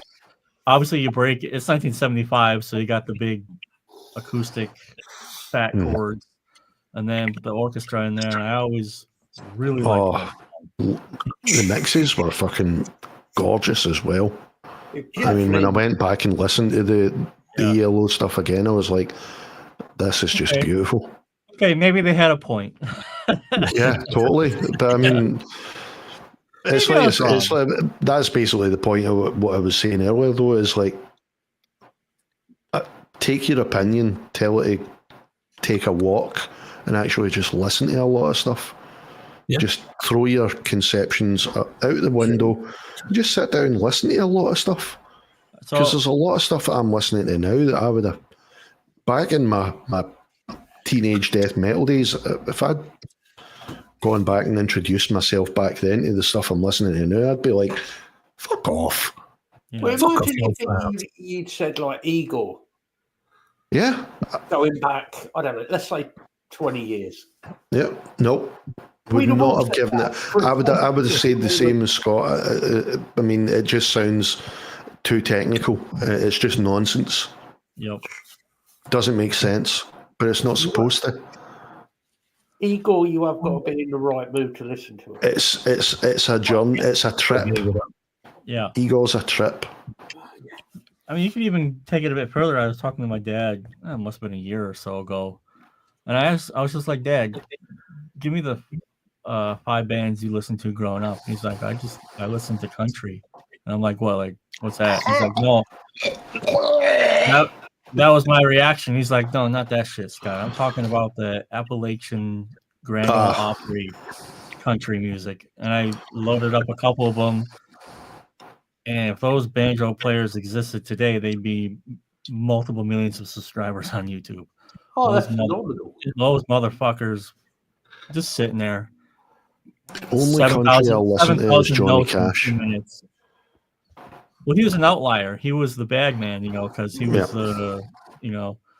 fuck, there's a guy. But I just, like what you're saying, all opinions aside, I was like, I want to hear what my dad was listening to. And he was hell of a fucking talented, though, I'll not deny that. And there's a lot of Grand Ole Opry videos you can watch where it's not the commoditized country music that you thought of instantly. Like fucking Garth Brooks or whatever the shit it is now, or Luba McIntyre or whatever. Or it's just like hard rock, but with a draw. Aye. Yeah. The problem I have with country generally is the vocals. Musically, I actually really like country, I'll have to admit. If you strip away the vocals and just leave it instrumental, I would love country. But it's whining in tune. It's whining a melody a lot of the time. That's what I don't like. It's the that's part of, I think that's exaggerated now. Come on, man. By the way, the Junior Brown, I got some stuff loaded up on here. I'll check it out after the stream. But it's yeah, and you go back and you just out of curiosity, like, okay, what was Dad listening to when he was 8? See, I was exposed to a lot of country growing up because my grandfather, my papa, he was like Hank Williams. Oh, that weird. Hank Williams the third, Dr. Hook, and then fucking John Denver and all those. And yeah, I remember John Denver. So, what happened is my dad actually did not like it, man. My dad became a hard rocker, so obviously, it's like this. Mom was the fucking 70s, like the Doors.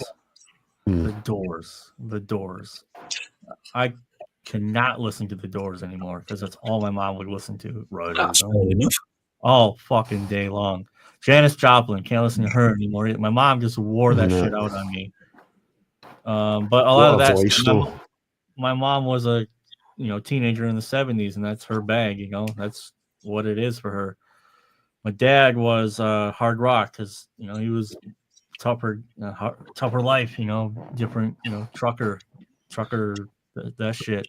So a lot of hard rock. AC/DC is his favorite band to this day. But then he also liked a lot of hair metal. So I got a lot of the hair metal stuff in the 80s. Got a lot of the speed metal in the 80s from my dad. Classical and Baroque from Grandma. Grandpa tried really hard with the jazz. And the jazz, blues, it's just not for me. It's just not. I'll get into it. That's fair. Everybody's got their freaking... There's a dude, I don't know if you guys know. People fought and died so we could have opinions and tastes. Blues I can do blues. Yeah, same. But I can't do jazz. Well, I did. Big into his jazz. Yeah, my dad's big into his jazz. I went through a phase, and do you know who's actually a great jazz player, or was? Ricardo Montalban, as in Can! Yeah. Can, as in Wrath of Can, was a phenomenal guitar player, and what a voice, man. I feel a bit guilty at the minute now, because when my dad died, I threw all his jazz albums in the wheelie bin. Yeah. Because, no, I'm being serious. He wouldn't, you get somebody puts a record, I've listened to that. He wouldn't do that. He would make you sit there and listen to it. Exactly. No, listen. I'm gonna just listen. Just listen. Shut the fuck up. Fuck off. My mate was like that. He put me. This is the thing this is the problem I've got with most music today, is that this is what the music industry does now. Is they're the irritating parent or friend. The music industry now goes, just listen, just enforces it down your fucking throat. No, don't do it. And it just puts me off. I'm totally oppositionally defiant. You tell me to do something, I'll go fuck off. I do this with either of my kids. I refuse to do it. I will not do it. If they want to listen to what I listen to in the future, fine, that's cool. Yeah. Right, Gwendolyn likes metal. She's into a metal. She loves it. That's the way my mum was. Right, that's great. You want to listen to it? Cool, go for it. If you don't, well, okay. Yeah. We go with my daughter. The only thing I don't allow is I can't say this word. I want to cancel you guys. The Afrocentric lyric based. Yes. Yeah. Gangster rap. Yeah, that's a straight up no. Yeah, totally. Because it's about a certain lifestyle as well, so I totally get that. If you think back 20, 30 years, everybody in America was doing the satanic rock, it's evil. Now we're our parents. Fuck off. This is what we listen to has never been evil, it's never been nasty. It's lyrics. All right, some of the lyrics may be on the edge. It might be about that, but that's not what the whole fucking style's about. Lyrics are put on the way it's written. Yeah. Right? It's about dealing with the demons and shit. the Native American gangster rock fucking, that rap shit. And I'm going to call it shit because it is. A lot of it was just pure shit. He's purely talking about sexualizing women, doing children, women, shooting people, blah blah blah blah. That has caused problems. Yeah, that absolutely. Totally draw a line up. Yeah, they were shooting each other. Yeah. Well, I've had this argument before. Oh, okay, Colonel Corpse is saying about zombies. Oh, you mean things that don't exist? Go on. Yeah. And okay, maybe a lot of fucking metal does sing about dark shit. Doesn't mean that that's what the people are into. No. It's all about fucking getting shit out of your fucking system at the end of the day. That's... Life is dark. Get over it. It's shit most of the time. Dealing with shit. It's about dealing with shit. Life is shit most of the time. Yeah, sorry, Block. Zombies don't exist, man. I wish I could. You know what? Shaun of the Dead already made fun of these people 20 years ago. So that is true, Block. That is very true.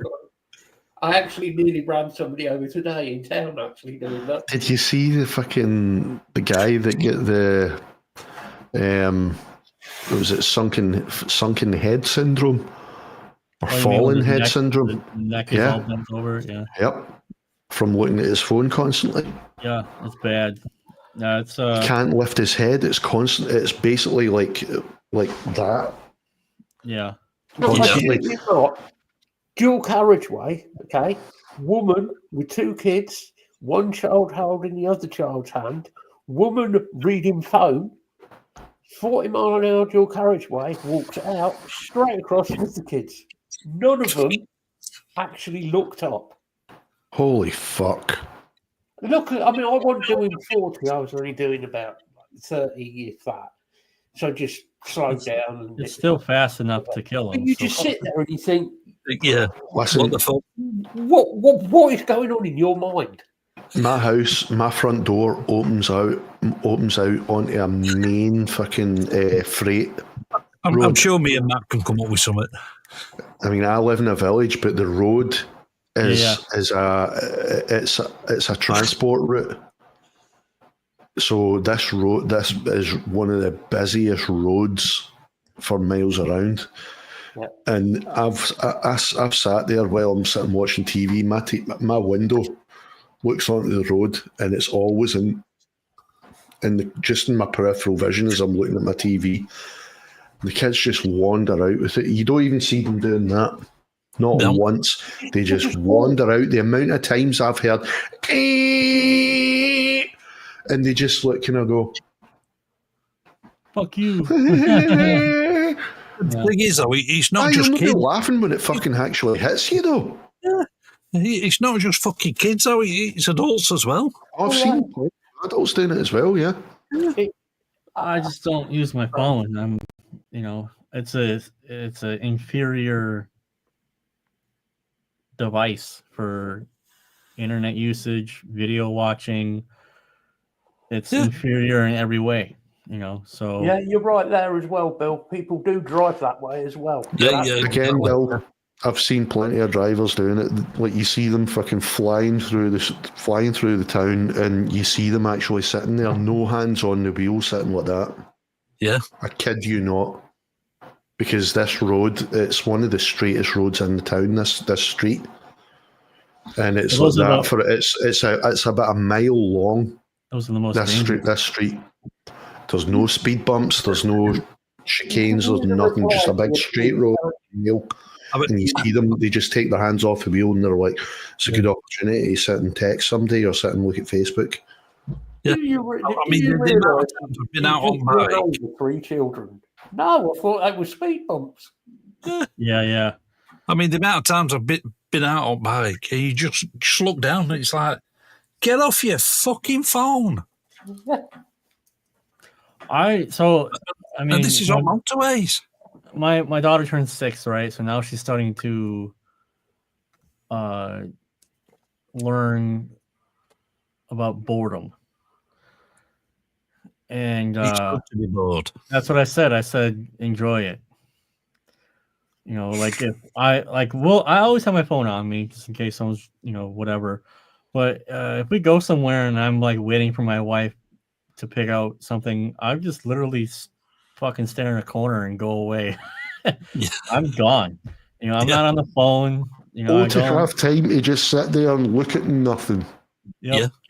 You're just sitting there fucking off. Or if we sat in a cafe or a restaurant, just look out of the window and fucking people watch. So that used to be one of my favorite things, man. I'm very proud of this. Like when my wife and I go out to eat and stuff, we actually talk. Yeah. Wow.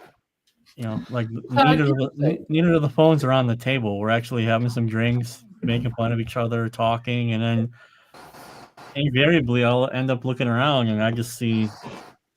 Yep. She's on the phone. He's on the phone. Yep. And I just I've got to laugh. My sister. I don't understand. Like, what's my sister pulled my mum up one day when we were over visiting her. We were over visiting my sister, and she pulled my mum up one day, and she's like, "Would you get off your fucking phone?" Yeah. And yet, whenever she comes to visit, what's the first thing she does? Phone out. Boom, boom, boom, boom, boom. She's sitting on the phone constantly. Yeah, I mean, people do that all the time. They'll sit and look at somebody and go, "Fuck's sake, you're forever on your fucking phone." And then they'll sit there and they'll go, "Oh, are you on your phone? All right, well, I'll just use that time to look at my Facebook then." Yep. I mean, like, I'm not. That's why I don't like the idea. Oh, I can do everything on your phone. No, that's wrong. I don't. It's the worst thing to happen to society, if you ask me, man. Yeah. I've tried watching videos on the phone. It sucks. Everything's too small. You can't see anything. Yep. They should have kept it just as a phone. Yeah. So, like, when I had to go to Poland twice last year to do those drum sessions, obviously I was watching YouTube on the phone. But actually what that was mostly me reclining back like this, listening to it. Aye. Listening to a video or looking out the window. Yeah. Like I mean, I suppose it does. In moderation, I suppose it was handy because I used to have I used to work in doing the emergency service operator for BT and doing directory inquiries as well. And when it got to about 7 o'clock, between 7 o'clock and 9 o'clock in the evening, that was like the kind of golden hour where it was like you had about 5-10 minutes in between calls. Whereas the rest of the day, all day, it was just call finishes, next one's in, call finishes, next one's in. It was relentless. But I'd got a little stand for my phone, and the case had like a little leg that came out and you could just sit it. And I just used to sit and watch movies on the phone. It's handy for that because we didn't have like a TV in the fucking office or anything. It was handy for that kind of shit. What did you do as a kid if you were on the bus? You had your Discman or your Walkman. So it's just sit and take in the scenery. Glorified MP3 player, Yeah. And I stopped doing that too. I don't listen to any music on the street anymore. I'm looking around. Dude, I'm now annoyed. all these goddamn scooters, these people on their fucking bikes. Yeah. It's like, okay, it's one thing to cross the road, make sure you don't get smoked by a car. Yeah. Oh, okay, you just crossed the road, you didn't get smoked by a car, but Scooter Boy over here is got full throttle on that motherfucker. Yeah. And you're on a sidewalk and you're not expecting him to feel the wind as he blows past you, right? So I just don't listen to music anymore outside either. I'm always basically like, and every time with my daughter, I'm like, Mia, look around, forward, look around, and I'll just ask her, I'm like, is there anything in front of us? No. Okay. What about behind us? No. Yep. Okay. And it's just retarded. I've seen parents out in the roads as well with their kids, and they're just as guilty. Like, most of the parents here don't even do that with their own kids now. No, they don't. They're sitting on their fucking phone while crossing the road, just like you said, Matt. That's terrible. But I was like that as well, Solosky. I wish I had podcasts to get through my job back then. The worst one I ever had, right? I had this happen when we were still living over in mainland. Yeah. up at Skeg. And a bloke walked out. Right, Skeg Vegas. Yeah, with a when he's skeggy, what do you expect? He walked out across the road. I was doing 40 mile an hour. He walked out in front of me, about 20 feet in front of me, with a pushchair with his baby in it and his daughter holding it, 20 feet away. I hit the brakes. They'd vanished. All right, Captain. Catch you later, bud. See you later, buddy. Yeah. See you, Steve. When I got out of the car, I was expecting to find like 3 dead bodies. Yeah. Daughter was lying under the front bumper of the car. Holy fuck. Yeah. Right, the bloke went, you should have slowed down. Starts having a fucking crack at me. I had a lot shorter temper then. I got arrested because he ended up with a broken jaw, allegedly. But anyway, he fell. Learn how to be a parent then. I couldn't believe it. It was like one of them situations, like your temper's straight up because you've got that fear thing. You think you've just killed someone. I just flipped out. I just cracked him and broke his jaw. So, That's unlike you. Yeah. But it just, people just don't care. I don't know. Yeah. That's a major problem. It's always been a major problem here, even before the war. But I mean, I always used to joke that crossing the street in Ukraine, they could televise that as an extreme sport. Yeah. Like it doesn't matter if you got the green crosswalk. Some guy who thinks he can make it, he is plowing through. So every day people are getting smoked in crosswalks. Yeah. Because people are blowing red light every day. So Yeah. so now what we do is like we don't even stand at the edge of the road anymore. My wife and I and Mia will stand like 15, 20 feet away. Yeah. Because let's say some crackhead fucking idiot wants to blow the light and the guy's making a left and they smoke, and then where are they going to go? They're going to go into the crosswalk. Yeah. So we wait, the light turns green, and then we literally are like quadruple looking. Yeah. You know? And last summer when the power was out all the time, well, that also means there's no street lights and there's no crosswalk or anything. So we would all take our phones and put the flashlights on and just basically go like this, you know. And as we're crossing the road, my wife and I are just waving our hands. That's a good idea, man. Yeah, it's a good idea. But I mean, the phones, not just phones, but there's a lot. I honestly think mobile phones are the downfall of humanity because, I mean, it led to social media, and social media is dumbing people's intelligence, something chronic. Especially TikTok, that has been proven. Do you know in China, right? In China, they have a limit. In China, they have shorter times on TikTok, but they're not allowed. They actually have on the TikTok app in China, you're only allowed to use it a certain amount of minutes per day. Because it has been scientifically proven that it lowers attention span. Yeah, it's just... and yet they're allowing people willy-nilly in the West to use it, however long. I've seen my own mother, lose hours on TikTok.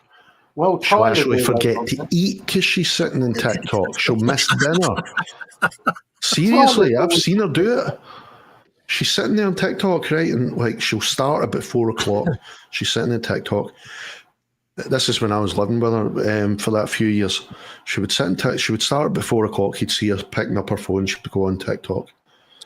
And then I'd come through at like 7 or 8 o'clock looking for a snack. I've already fucking fed myself, you know, and I'm like, did you eat anything yet? No, what time is it? I'm like, 8 o'clock? Is it? Yeah. Totally lost time. I mean, doesn't even notice the time going by. It's ruining people's attention. That happens to me just because I'm focused on work, you know. Well, that's fair enough. But I mean, a fucking app. I think you've always had this problem. It's just now it's so chronically visible. Like you've always had the retards. You've always had the people. Don't listen to him. He's old man yelling at clouds. Don't worry about him. But now he's got a Twitter account and he can broadcast himself. So it's I don't use TikTok because you can't monetize it. I don't use Twitter because you can't monetize it. Yeah. I'm not on Twitch because it's too hard to monetize. I'm only on YouTube. If you get by 500, you can monetize. You'd get 500 followers, no fucking time. On what, Twitch? Yep. 500 followers, you monetize. And I get 500 within about 4 weeks. Yeah, I gotta, but you would get it, and that's me just sitting there babbling shit and playing the odd fucking video game. You would get it in no time. I don't know. I'll have to see. First of all, I got to finish this quarter, see what happens. Yeah, obviously you've got other shit to do, man. But when I have nothing to do or I am exhausted, I will have a couple beers and I will scroll YouTube shorts. Something funny will come along. Haha, that was funny, cool. Yeah. But typically, I have like 4 tabs open of YouTube videos about gear or. Oh shit! I didn't finish watching this particular compression technique that he had. So go back, and that's pretty much what I don't watch guitar YouTubers. I don't watch. It's sad, dude. I am not exaggerating. My entire life is mixing music. It's about mixing music. It's about Cubase is open right now. Fair, man. If it's what you like doing, that's what you like doing. You find something you like, and it pays the bills. It's something that I was raised by, was find something you love to do and you'll never have to work a day in your life. I think I work a lot more, but it's not, the difference is I don't feel it. Still productive though. Fair. I mean, I remember pouring something concrete to show for it as well. That's the main thing. Pouring concrete was gratifying because there was a result that you could be like, there's the basement. Yeah. It was hard motherfucking work, and the days dragged on because all I wanted to do was finish work so I could go home and then work on music. And then I was very irresponsible, so I'd work 14 hours pouring concrete, get home at 8 o'clock at night. Got to be on the job at 5:30 in the morning. But what's Scott doing? He's staying awake till 4 so he can program MIDI,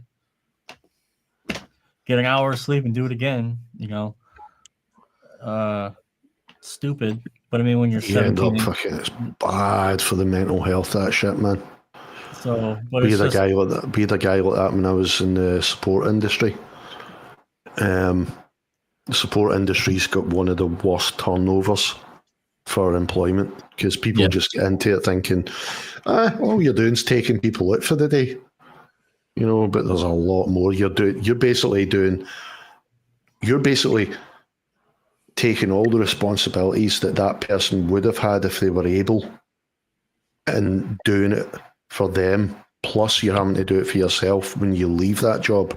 So you're living 2 lives. So this guy, basically people start it and then leave very quickly. And we had a guy that was taking on all the overtime that he could get because he had a family back in Kenya. That's where he was from originally. Been living in Glasgow for years, but he would send a huge chunk of his wage back to Kenya because he basically only needed enough money to get his food. More often than not, he was eating in his job, with the service users. 'Cause you weren't supposed to, but most of the families were okay with you doing that, but you weren't technically allowed. But so he didn't really need a lot of money, so he would send it all back to Kenya. So he would take on all the overtime under the sun, of which there was plenty, because there was so much understaffing in the houses. So he would work a full 12-hour shift in our house. He would leave there, go and work another freaking 12-hour shift in another house, maybe sleep while the guys that he was looking after were sleeping for like an hour or 2. But when you're looking after folks that have got learning difficulties and disabilities, you're very rarely doing nothing. It is such a rare occurrence, especially the two guys I looked after, because they wouldn't let you sleep. But so we would do sleepover shifts as well. So he would sometimes come in at like 11 o'clock in the morning, start a shift with us, finish at 11 o'clock the next day. You're supposed to get a sleep in between that. Technically, you're supposed to go to bed at 11 o'clock and get up at 6 in the morning in the house that you're working in. Work another 4 hours and then do the handover for the next staff coming in. He would leave that, but the guys that we looked after, they were up all night, every night. So you never... he was doing that, leaving the house, going, doing another shift, the same thing again, doing another sleepover shift, doing that for another fucking 16 hours, whatever it was. Leave that house, go to another house that needed staff and doing the same thing again. And he'd done this in 1 week alone. In 1 week alone, he had clocked over to 120 hours in a week. That's not and good for anybody. Done that for like... illegal. Oh, but this is the thing, in the support industry, you can sign a health and safety waiver and working time regulations waiver as well, because they knew that there was such a demand for staff, and the company that we worked for were not a charity-based company; they were profit-based, so they would get paid to pay for staff to look after the service users. So they were making money off of them and paying us the minimum wage for that industry. And they didn't like you using agency staff. So if we had somebody take a day off, we had to phone round all the houses, try and get somebody to fill it. If we couldn't, we had to use agency, but they hated you. You would actually get a verbal warning a lot of the time if you used agency staff. But anyway, this guy had done 2 months of doing that shit, of doing an average of between 80 to 100 hours without fail, week to week, 7 days a fucking week for 2 months. He took 2 weeks off. He went back to Kenya. He bought a wee bit of land, because he saved a lot of his money as well that he left after sending money back to Kenya. Bought a bit of land. Property was cheap as fucking chips compared to us here. He bought a bar and he burned out royally. He just sat in the bar and got hammered constantly. He didn't come back for 2 months. He disappeared. He just totally burned himself right out. So, moral of the story, fucking just take a fucking break whenever possible. Yeah. No, it's just the toxic masculinity trait, wanting to provide and make sure everything's taken care of. Yep. Because he had kids back there as well, so... And this is the weird... He was a weird guy. I got on with him great, but as a person, outside of the job, he was a bastard. He had no respect for women. He saw women as just playthings. You know, they were there for his spare time. He phoned me up one night, hammered. 2 of us were off the same day. One of those weird crossover times where we just so happened to have the same day off. He knew I was off the next day. He phoned me up randomly, and he never phoned me. And I was lucky if I got a text off him. We were good workmates. Got on great with him in work. He phoned me up one night and he's like, "Gee, what are you up to?" And I'm like, "Just sitting chilling, watching TV, having a wee smoke." "You come to mine." I'm like, "Why?" "We get a few beers, get some bitches." I'm like, "Dude, that's... what the fuck, man? Well, that's not for me, man. You clearly don't know me." He's like, "Come on, everybody likes the bitches." I'm like, "Yeah, I like women of the feminine, type, yes. Like every other warm-blooded male," I says, "but fuck's sake, Dave. I was like, no, I don't like just getting dropped into that kind of shit just because you want your end away. I'm like, I'm sitting here, I had my night planned, I am taking a break, I am sitting, I have got my feet up, I'm in my PJs, I am happy, I am not in the mood for partying right now. Hey, you're just not going to get that vision out of your head. G-string in his PJs.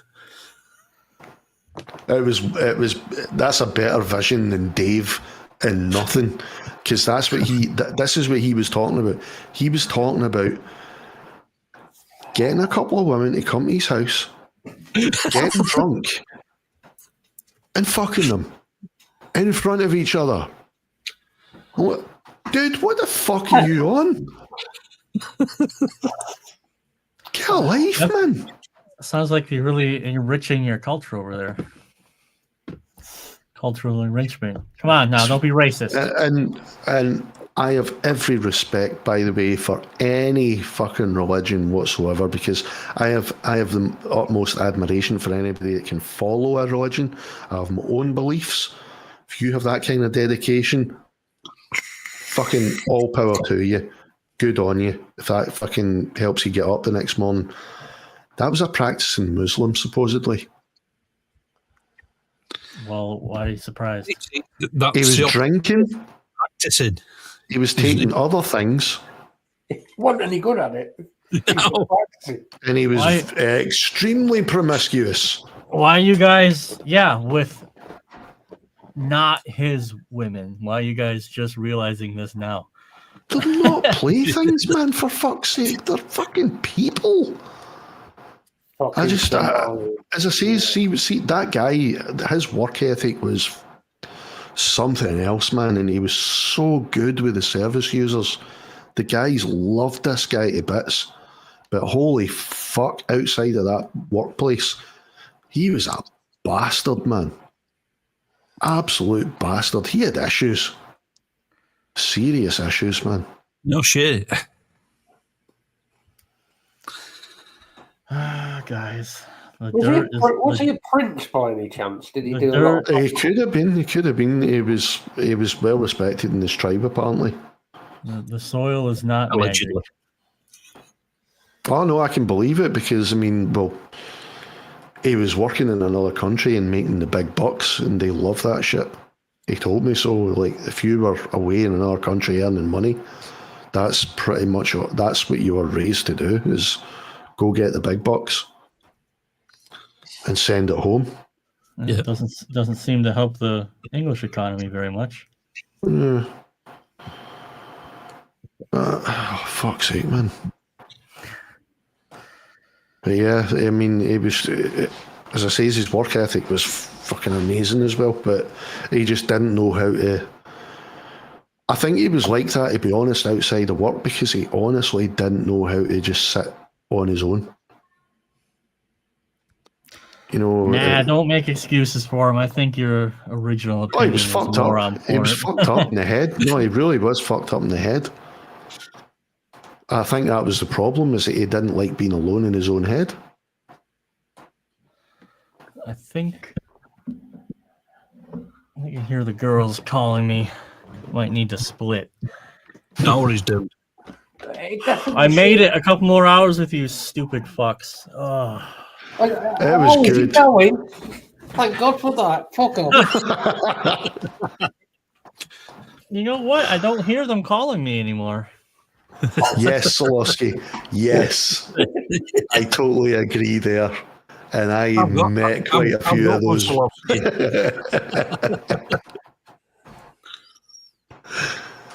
Oh man. No, for real, I'm gonna try and actually go to bed. I got a shitload of work to do yet tomorrow. Yeah, dude, take a break, man, and get some sleep. Hope you guys like the video on Friday.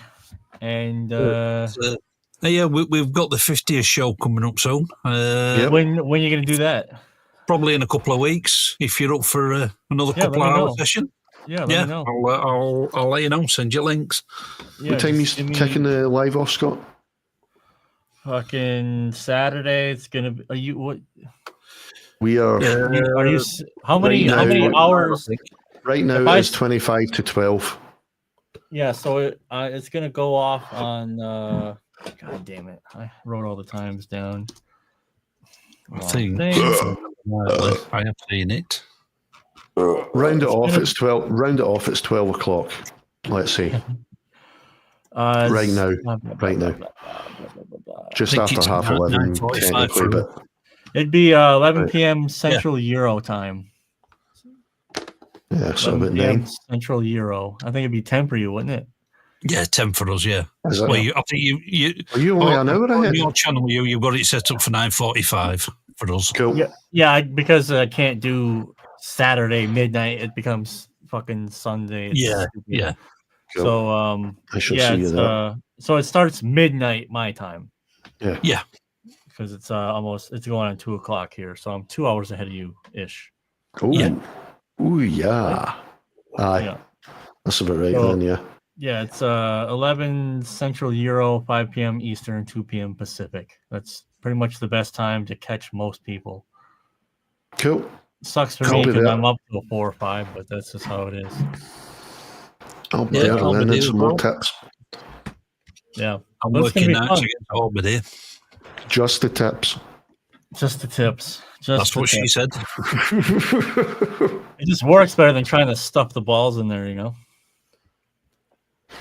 Balls deep. Balls deep. Balls deep. It's always a pleasure hanging out. We absolutely love to be part of the 50th show. That'd be great. Yeah, I'll let you know and send you a link. All right. Yep. Keep me updated. Good chatting as always. Always a pleasure. Cheers, big guys. Later. See you later. See you, Ballbag. I didn't know.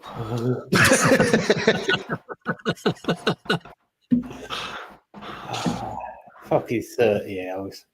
Fucking get some sleep, you dick. Oh, man. Holy fuck.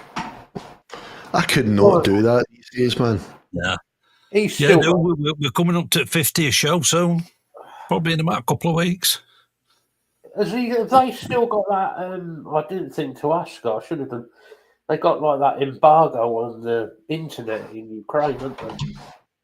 I think they have, yeah. Yeah, they only get internet for a certain time. So he has to work to that as well, yeah.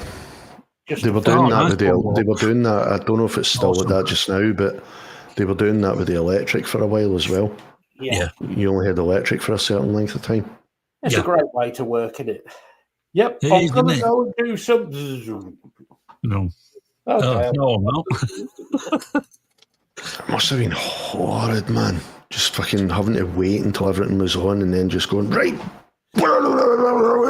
and get it all done right now because I don't want to have to fucking catch up.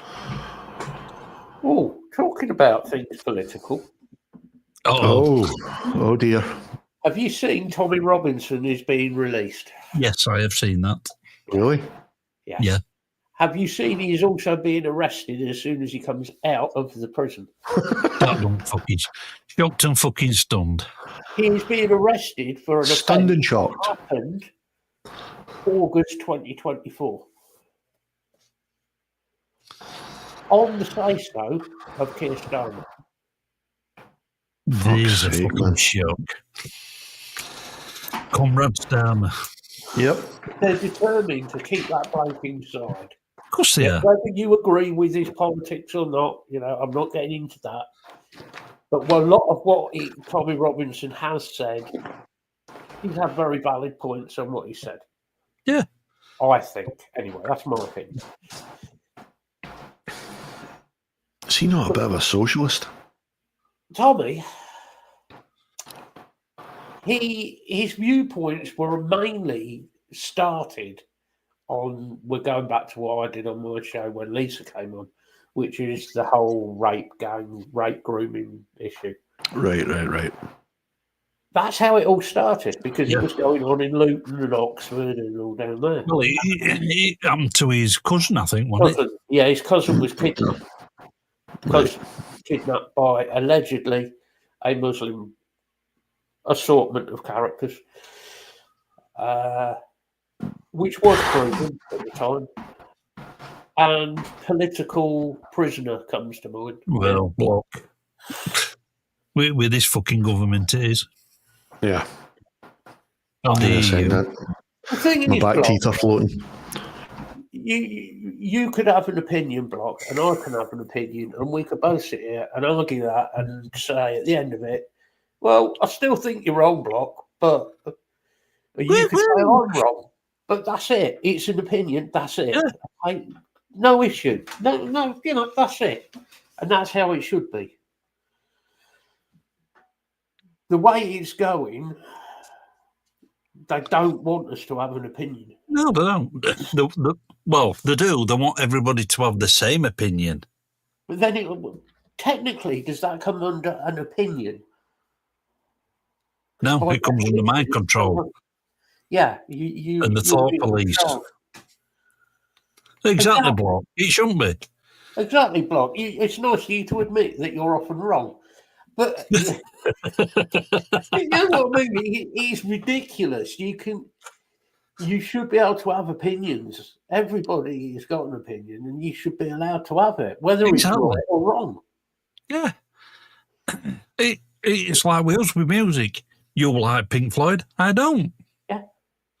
I can see why people do like them, but it's just not for me. Are you going to fall out with somebody? Oh, you're wrong because blah, blah, blah. Yeah. You don't like them. What? So what? Well, it's this. No, going back to the Tommy Robinson thing, is the amount of people you see fucking spouting opinions on him and getting so angry. It's like, just chill the fuck out. You might actually be a bit fucking happier for a change. I think he's been an idiot in a lot of the things, and the way he has done them. That's been the issue. Yeah.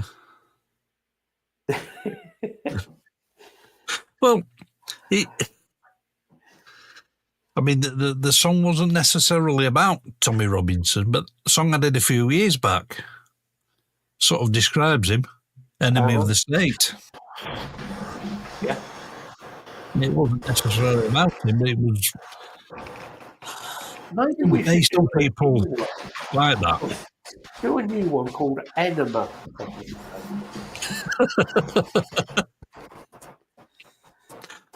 I wonder who that could be about.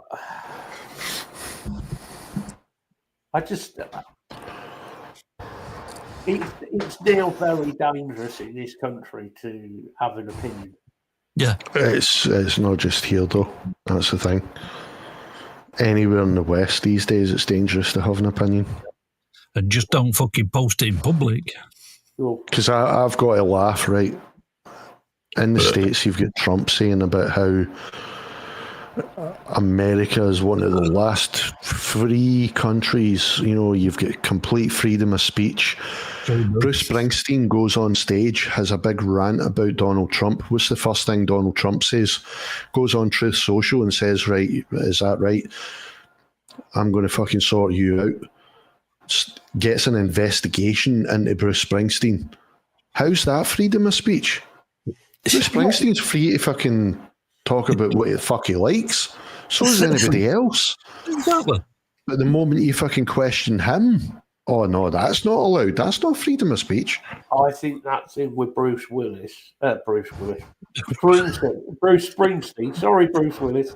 Bruce Springsteen. He's not seen a lot. Oh shit, I'm going to hell. It goes back a lot further. Because Springsteen did the unreleased lyrics to Jimmy Guthrie song. He's always been political, though. That's the thing. He's so always political. He was born in the USA. Yeah. It's just an opinion. And the streets of Philadelphia. Yeah. It's an opinion. Yeah, exactly. That's what I'm saying, though. How's it freedom of speech? Is he that scared of his position that he's got to ban people? He's honestly, he started originally. It was who was it? It was Bruce Springsteen. That was it. When he was playing in Manchester. He was playing in Manchester. and he had the big rant about Trump and saying about how he was like fucking basically doing whatever the fuck he liked, and he didn't like how he was handling things in a roundabout way. He said a lot more detailed than that, obviously, but went into details about certain policies and shit and financial and about how he was a criminal, yada yada. Trump, just days before, had been talking about, America, one of the last countries where you have freedom of speech, and they don't even have it in the UK anymore, and blah, blah, blah. And then almost ironically, Springsteen, while in the UK, says something, just says what he likes, just speaks his own opinion, which is, at the end of the day, is what it is, an opinion. It's not, if you were on the receiving end, okay, you would maybe be, ever so slightly hurt, but just see it for what it is. It's an opinion. It's not an attack. You're just calling into question something that person's done. You're not fucking, the guy wasn't basically calling for, he wasn't starting impeachment proceedings personally. Do you know what I mean? And yet Donald Trump says, right, get this guy investigated, and is going to cost the taxpayers for that whole fucking procedure. Yeah. After saying about how you're free to express your own opinions. Yeah. Well, it's like that song I put out a couple months back. Robot Man. That's just my opinion on Starmer. Exactly. It's laughable, man. It is fucking laughable. And anybody who disagrees with it's wrong. Exactly. And we'll send Bill round in his cape.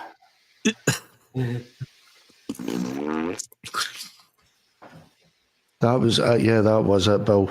This land is your land. Yeah. Yeah, Pete Seeger.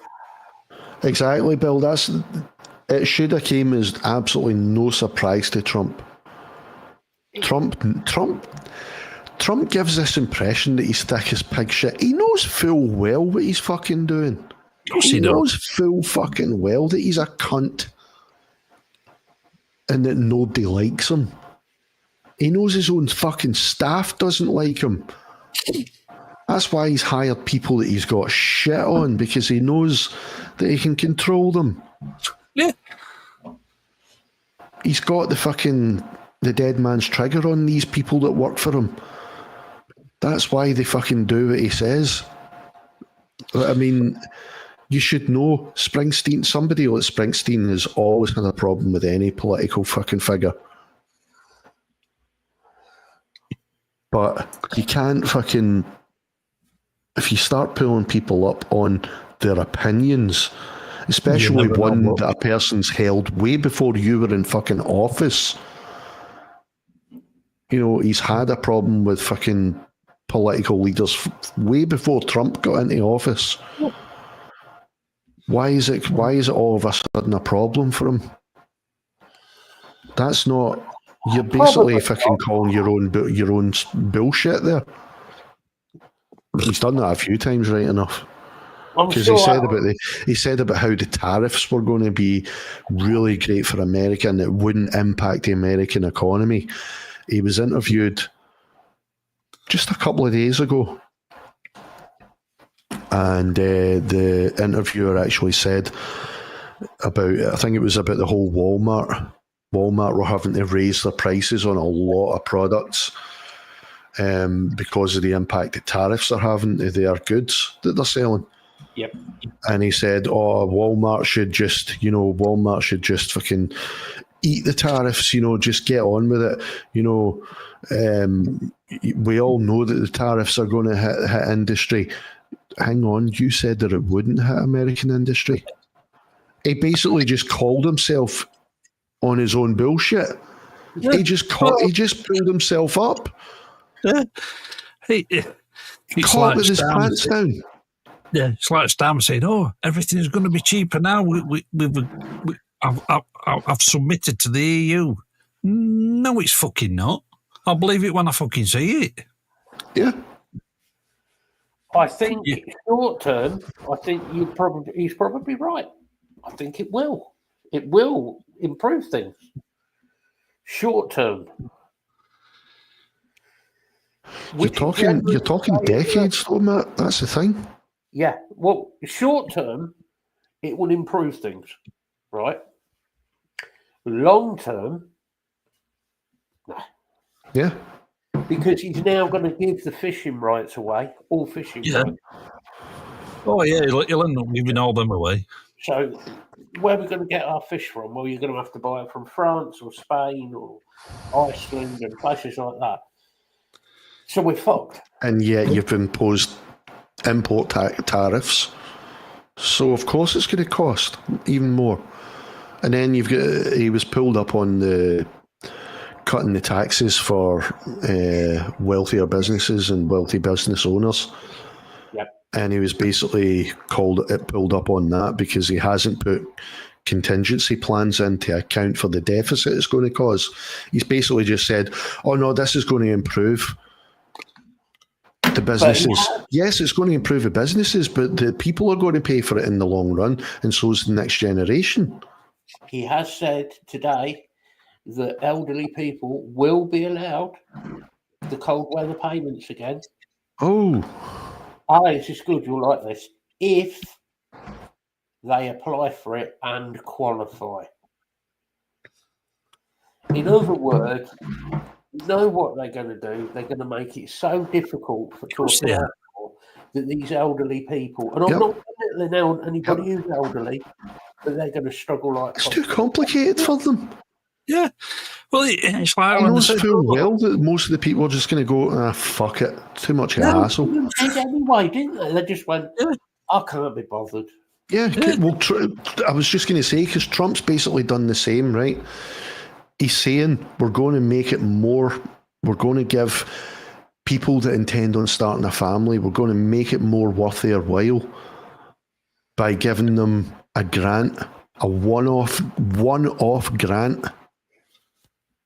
Yeah, that might help them initially, but you're not fucking... the cost of living's still sky high, so who's going to start a family these days? With the economy that you've got? Nobody. So he knows full well that that's just money that he's not going to have to give away. On the front, face value. Oh, he's such a good guy giving these people money to start a family. No, he's not. Because they're still going to have to deal with the cost of living. Yeah. Nobody wants to have a kid. It's like with the winter fuel payment when they took that away and they said, oh, pensioners that are on pension credits. How many fucking old age pensioners are going to go online and try and fucking apply for that already got it? Yep. Fucking. I mean, him and fucking Rachel from Complaints were fucking pair of. We're heading back to the days now of people dying of the cold. Pensioners dying of the cold because they can't afford. Cost of living so sky high. Energy costs are going right up. Fuel costs are going right up. And they're making it harder to get the grants. And, don't worry. Redhead's going to save us all with his fucking windmills. And his solar farms that are taking out farmland up. Fucking moron. Exactly, Bill. Exactly, and they're talking about doing that. Yeah. I mean, they're saying that existing claimants don't have to worry. Yes, we do, because we're still going to be assessed. Of course you are. And then what happens if you get assessed? Non-medically trained folk assess you and basically go, okay, I've been given this thing to tick boxes. No, they don't qualify. You have to reapply under the new fucking conditions, which make it so much harder.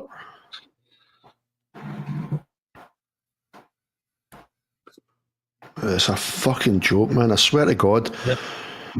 We joked about this before, but Orwell did not write that book. He wrote the book as a warning, not an instruction manual. Yeah.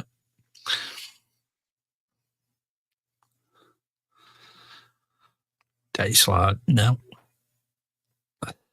I was talking about this with my mum and my uncle as well. Like, everything that's going on here in the UK and in America and in other countries, right enough, but in the Western world, like, as far as the economies are concerned and the leadership,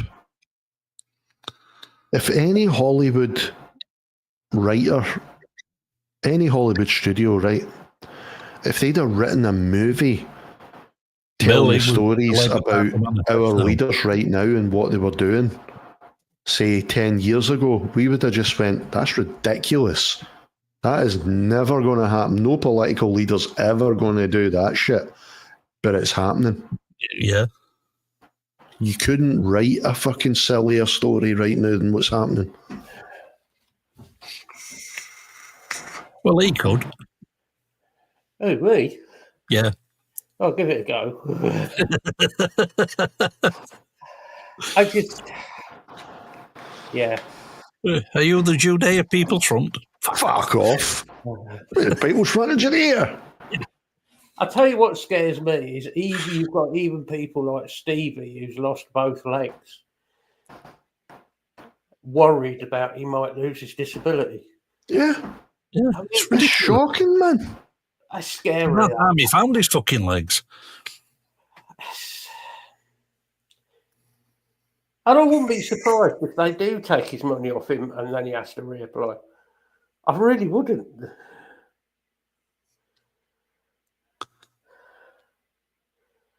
It's just sick, man. No chance you can't get a fucking wheelchair through fucking doorways, you fucking silly bastards.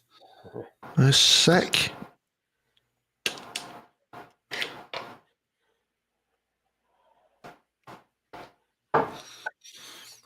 I don't know. I honestly don't know. What the future holds is not sunny and rosy, I'll tell you that. It's fucking scary. Well, you know the old saying, things have got to get really, really bad before they get any better. Well, I think we're going through that right now. Definitely. Yeah. Like I said before, hence why the world's not round or flat, it's fucked. Yeah. Hence why I'm of the opinion, can't it get much worse, can it? Surely things have got to get better now. It's funny as well, because as much as I hate the guy now because he's an arrogant prick and he's a so-called scientist that's supposed to have... Scientists used to be about questioning everything and, you know, so that they can discover new things instead of just assuming that you know everything and that's all there is to know. Neil deGrasse Tyson, prick.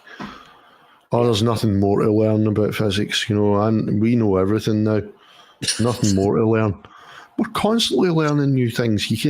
There's always more to learn. And he was asked about the, you know, everybody's heard about the simulation theory, right? Yeah. Otherwise the colloquially named matrix theory. We're all living in a simulation. Yep. Well, physics is proven more and more that might actually, in a roundabout way, be fact. Yeah. Because everything seems to be coded. It seems to have some sort of code. And Neil deGrasse Tyson was asked about this. And he says, and I was actually surprised with his answer because, as I said, he's a prick and he's an arrogant prick. But he said, yeah. It seems to be pointing more and more towards that direction. And he says, you know, bad things happen, he says, all the time. And he says, it makes you wonder, though, the simulation theory. He says, when I see bad things happening all the time, he says, that makes me think, you know, maybe we are living in a simulation, because what kind of computer game do you play where everything's just hunky-dory all the time? He says, if things are going really well, he says, that's usually because the person playing the game's been called to dinner. So there's nothing else to do. says things go to shit when people are playing the game for the challenge. And I thought that's quite profound, you know, that's quite deep, yeah.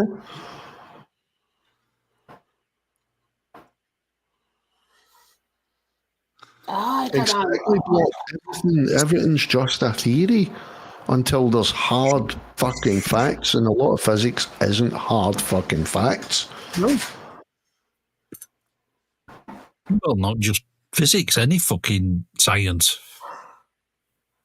But Bill, if you buy into the whole fucking chaos thing, right? Like, the whole basis behind chaos theory originally was you have to have a bit of chaos because then it promotes growth. If you have too much order, nothing changes. If you have chaos, you need to adapt. So, and even with the whole fucking, whether you fucking think it's kooky or not, science is actually looking into this now, but the whole trauma, the whole theory behind trauma, anybody that has gone through a really, really significant trauma in their life can go one or two ways. They either go completely fucking loopy and never recover, or they grow and become better than they were.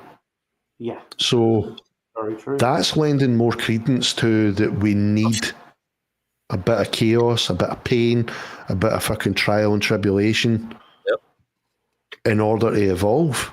You know, so maybe the simulation isn't fucked. Maybe it's actually perfect to encourage growth and, you know, spiritual or physical evolution, you know.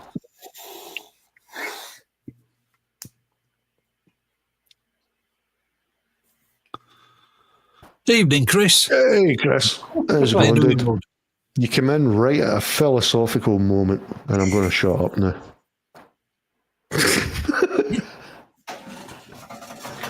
No, because you had Block on the ropes, and we need to wind him up a bit.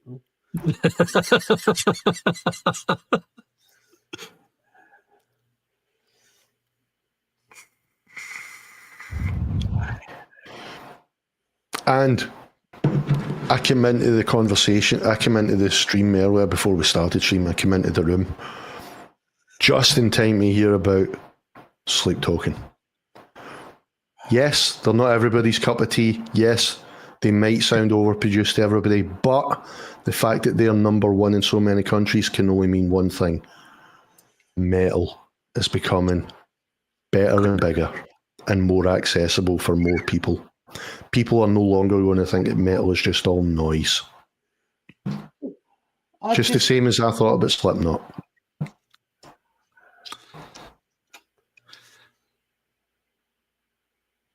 Maybe. Not everyone's cup of tea, but it's still an access point for a lot of people.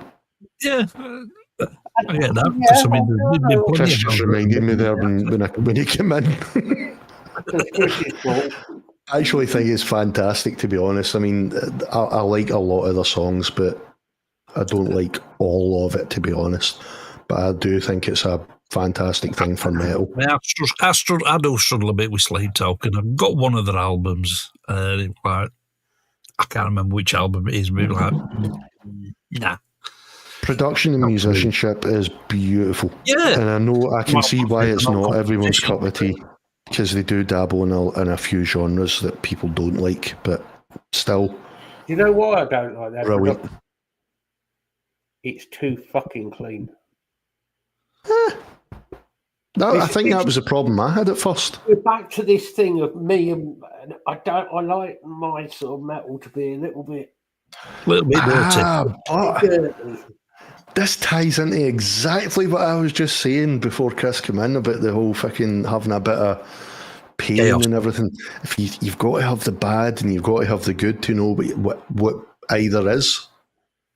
So you've got to have a bit of clean to know what the fucking absolute downright manky is. And vice versa. You know. And sometimes certain bands just know how to play around with that. Even sorry, mention him again. Go on. Even Igor. He's on Even the commission Igor. every time he says ego. Even Igor has Every time moments he of gets paid. completely just beautiful, surreal, clean,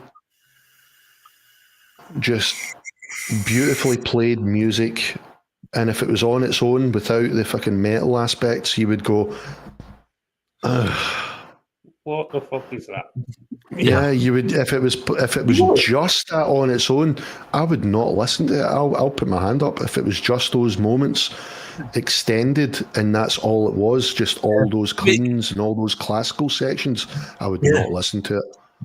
Same with somebody like Bloodywood. If it were just all Indian music, exactly. But if you put it in and you know how to fucking mix it all really well, seamlessly, and transfer between them. Yeah. I was listening to Igor the other night, right? And I took my headphones off, put them on the side, and it was just a video. Don't ever try and watch an Igor video without the music. Never watch an Igor video out of context. No. Without the context and music, you are going to be fucked up. You're on an acid trip anyway. Especially Very Noise. Very Noise, if you watch just the video for that, you're going to be like... You're on an acid trip, I'm telling you. I seem to remember reading a comment about that, actually. Somebody said they actually... just the visuals alone, they weren't on anything when they watched it, but when they finished watching the video, they felt like they were tripping. The thing and I was like, yeah. With the context of the music. Oh, it makes complete sense. Yeah. Because some of his subjects are very deep subjects. Well, this goes back to synesthesia. He sees music. Yeah. He's synesthesic, so he sees music, so that's all out of his head. That's how he sees the pieces. He's definitely doing some dark stuff. I can't remember how to pronounce it, but I'll just spell it. But the track IEUD by Igor, the video is just Laure, the female vocalist at the time, JJ, the old singer, and Gautier rolling about in mud and just going. If you watch just the video, you'd be like, huh? I didn't, Chris. No, don't be that. Nah. I've been for a couple of years now, mate. I wanted to just for the social aspect, not for the actual expo, but I wanted to go just to see Nick and Jenny and that again, but I've got to save for a holiday. Chris, Expo now is lots of backslapping, and didn't we do well this year? Yeah, Chris, Igor, do a review, man. Please do a reaction. And like we've said, when G comes over to Liverpool, we'll just come over to Jenny's and we'll just have a meet up there and go for a night out. That's going to make up for me not going to Expo. Yeah, totally. It's a lot cheaper. This is very, very true. Put it this way, I'm going to be able to go to Scotland and then travel down to fucking Liverpool, and it's still going to cost me less than going to the Expo. Added bonus that you haven't got drum and bass out either side of you trying to compete with each other. Yeah, and also, do you guys want any water? That as well. Although she wasn't there that last year. No, I think last year when we met you there, we were trying to have a conversation. All you can eat. Yep.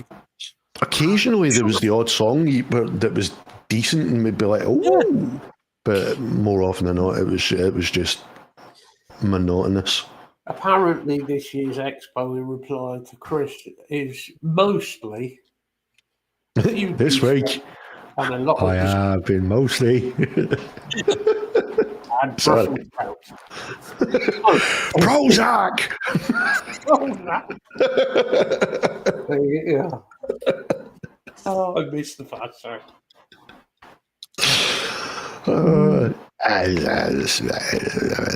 Great big spiders. I was very, very drunk.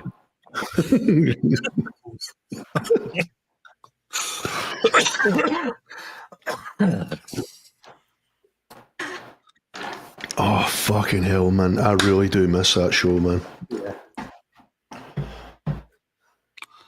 God, that would never be allowed now, would it?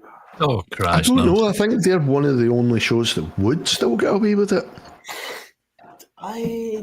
Because it was just on the edge of being close to the bone. It was teetering between surreal and real. It was just on that knife's edge. You know, it was just enough of this realism to kind of make you go, well, they're not really talking about that, are they? Are they?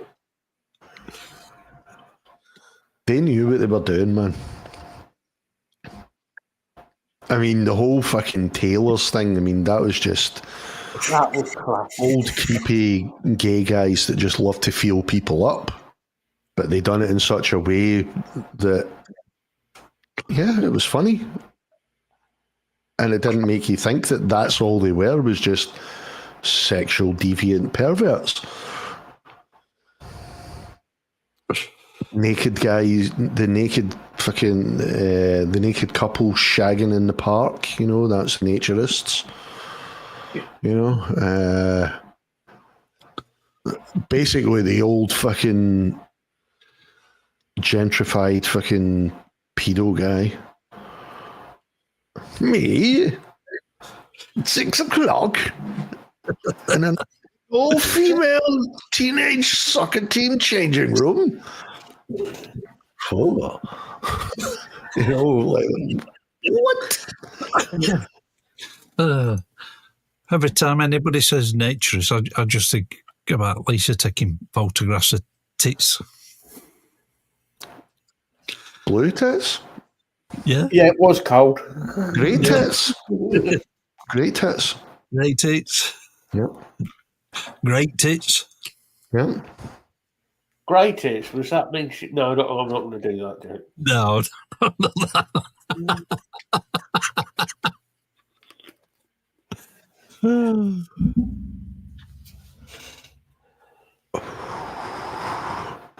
Don't know if I mentioned, but I watched Floyd at Pompeii, you know, the remastered one.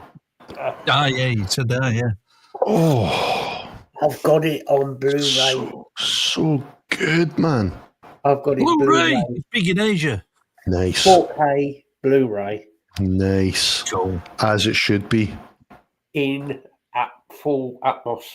Dolby Atmos, yep. That's how it's supposed. I'm not kidding. That Steve Wilson, the mix he done on that. Steve Wilson. I've been watching a few interviews with him. The guy's a mad genius, man. He's a bloody good musician as well. He's so quiet. He is. He's a really mellow, laid back dude. Really mellow. What the fuck? He's produced a lot of big bands though. Big artists. As well as being a prog musician. What are you going? Try and get hold of 12 Monkeys to do it, Chris.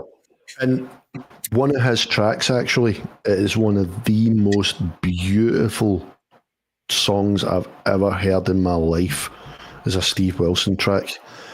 But if you listen to the actual lyrics, it's fucking tragic. It's called The Raven That Refused to Sing. Yeah. Oh my God. I heard the tune at first and I wasn't. It was Mike Shreds was playing it. He covered it on his stream.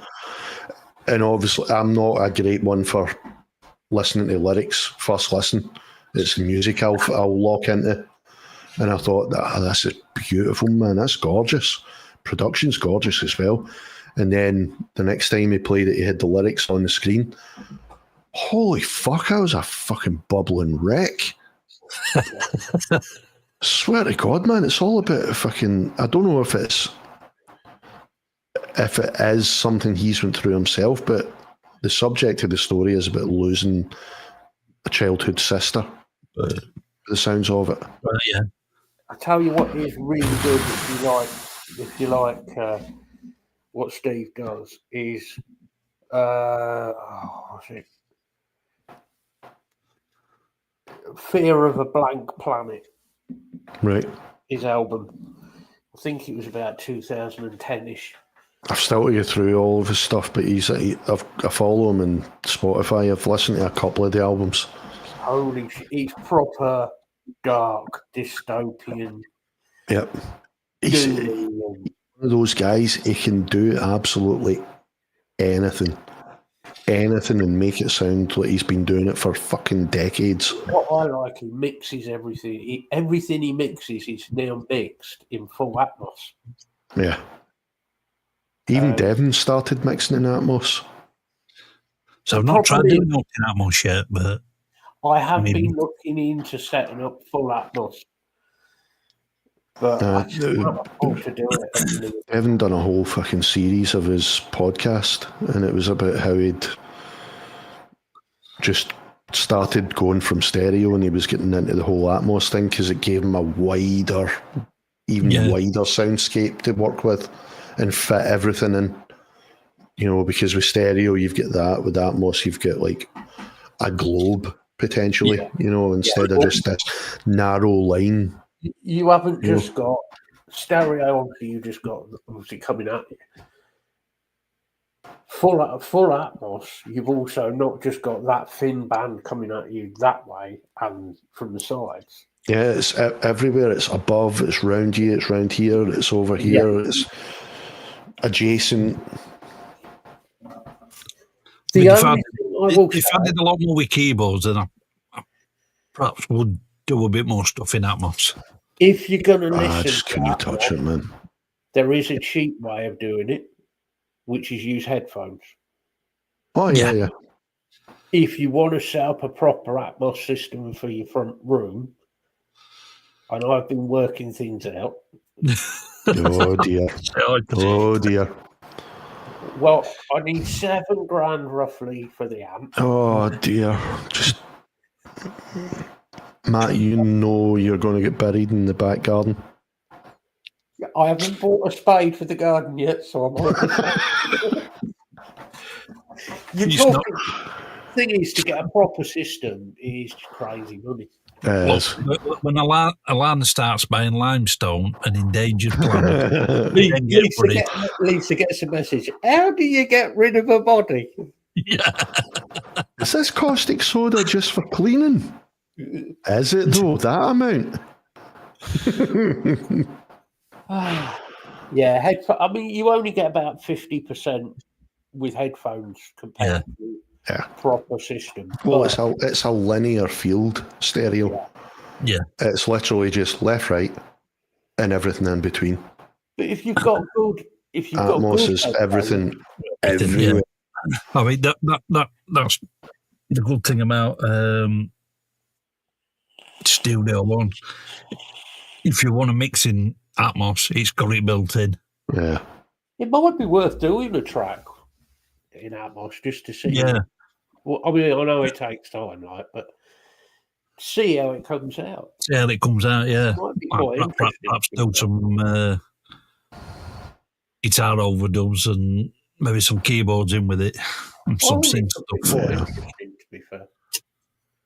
But no, that honestly though, that fucking remaster he done of the audio on Pompeii is just it's so there's not the slightest bit of digital noise or analog noise. And I know that might piss a lot of people off because you need a bit of the fucking black white noise somewhere. There probably is, because Steve Wilson's so fucking clever. And a lot of engineers these days deliberately use a bit of analog noise, but to the listener you won't notice it. But it just sounds so pristine, like it was literally recorded yesterday. And even the visuals, I mean, I've got so much more I say this every time I watch Floyd. Every time I watch them play, I've got even more admiration for Richard Wright as a composer he's phenomenal. and player. Yeah. He is the sound of Floyd for me. He is Floyd. Do you know what I think? Richard Wright. Richard, and I've been listening for so long now. I think it's the fact that Richard had this ability to put stuff in there that you didn't really notice. Mm-hmm. Yeah. But if you put it out, take it away, and I was literally going to say something similar, because like, take a song comfortably numb. Take the synths, the synth pads, take all that out. You've just got a generic fucking guitar track, a generic track. Yeah, it is the synth that's in there. But put it back in, and everything just goes. Yeah. Even though the synths aren't the main focus, it's like you said. You just take that one tiny. What you might be fooled into thinking is just a tiny component, take it out, and the song's nothing without it. Yeah. Well, there's a track I've just done. Well, I'm not done. It's an old track that I did for another demo a while back that I'm using for this black metal plugin that I've done a video for. But I've added some keyboards into that, and I'm wondering whether I've put two separate keyboards in there to get like a full chorusy sound. Yep. One's got a Jean-Michel Jarre type chorusy ensemble sound to it. I might have a look at that and see how that'll sound in Atmos. What I've started doing with a lot of this, if I put like a keyboard element in, if it's not like the main focus, if it's just supposed to be like kind of there for a bit of texture and atmosphere, maybe use a line delay, an alignment delay, and it just makes it sound like it's far away from everything else. Yeah, well, this so actual you receive it, but you're not actually focusing on it as well. Do you know what I mean? Yeah. Well, that's one of the good things about this plugin. Chris, try them Pixie Juice. Their stuff is the fucking best juice you will ever fucking have. I promise you, Pixie Juice, Chris. It's good. Yeah, that plugin, yeah. It's a black I metal have a plugin. problem. Yes, you do. Yes, you do. And the juice isn't any better. No. This is going to get taken off YouTube now. Probably. Yeah, it's a black metal plugin. Yeah, obviously it's catered for that black metal guitar sound, but it's one of them plugins you can use everywhere because it's got reverb built in as well. Yeah. So on keyboards, you can have that really nice, like I said, that sort of really big reverb, not necessarily big reverb, but a nice reverb sound that just sort of pulls more space. Yeah, pulls it away from everything else. Or you can have them really distorted. Yeah. I mean, if I want the keyboards obviously to be the main focus, I'll bring it in. Yeah. More. I'll centre it a bit more, and I won't use the align delay, because the align delay obviously, even though, I mean, you could have it at 50 to the left and 50 to the right on the one track, and it'll still sound like it's in here. But as soon as you put the align delay on, that somehow just manages to make you think that it's way further out left and way further out right than it actually is, and just separates it away from everything else. Yeah, or you can do a similar sort of trick by putting some chorus on it. Yeah. Yep. There's all sorts of different ways of doing stuff like that. Because I started using it a lot on anything piano-y. I'll use it a lot. I do a line delay on that with a wee bit of reverb. just because if you have the align delay on, it's going to bring it out more to the left and right.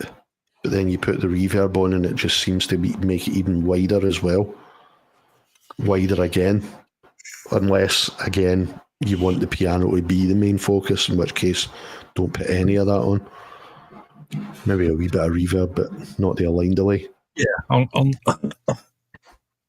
that demo track, I think they've called it smooth keys or something, and it just has that just nice touch of reverb, so you can still leave the keyboards down the middle, but it just has a nice little bit of width to it as well. Yeah. But not so much width that it's going to sort of mess with the guitars too much.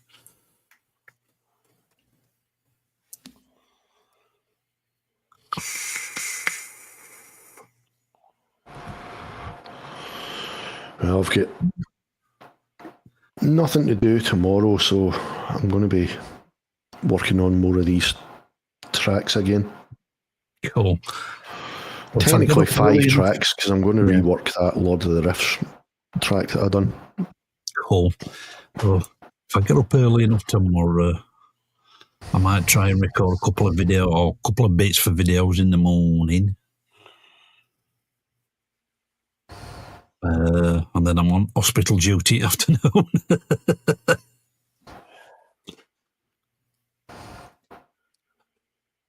I'm back to work on Friday. Don't have to go back.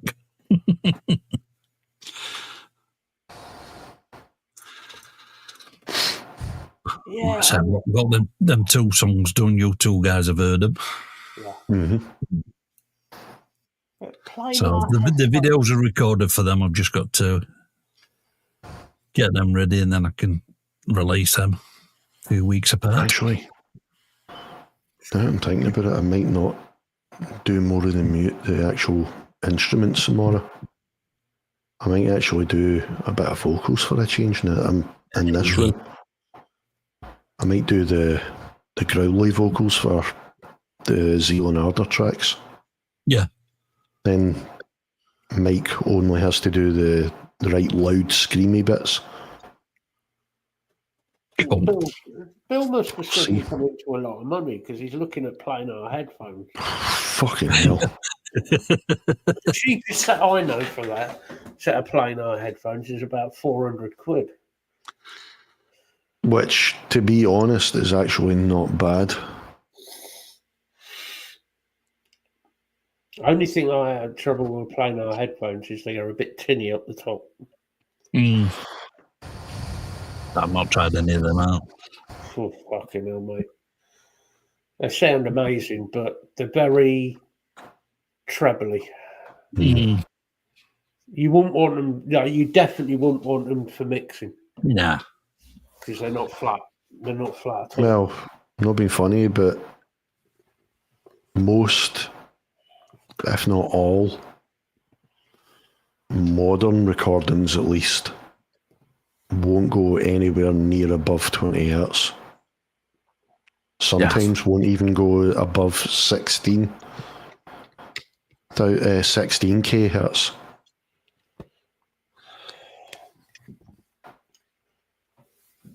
Because it's just junk. It's just hissy junk. Yeah. That you do not need. No. Well, it's same with other end. All 35, 40 hertz is just junk. Mm-hmm. Evening, Martin. Reasonably priced headphones. Fuzzy Audio do a set of planar headphones. But if you're about the headphones both Lee and I use, Presonus. They're cheap and they're HD7s. Martin, if you want a good set of flat response mixing headphones as well, other than the Presonus, Superlux HD 610s? Sorry, HD 681s. 30 quid. think the British Sonuses are around the same price, to be honest. Yeah. 30 quid-ish, you know. So either way, both 30 quid for a set of it over And here. to be honest, at that price, at least then, if you get them and you don't like them, you haven't spent a hell of a lot of money on them. You can still go get another set. Yeah, I've been using them Presonus ones for 8 years now for mixing.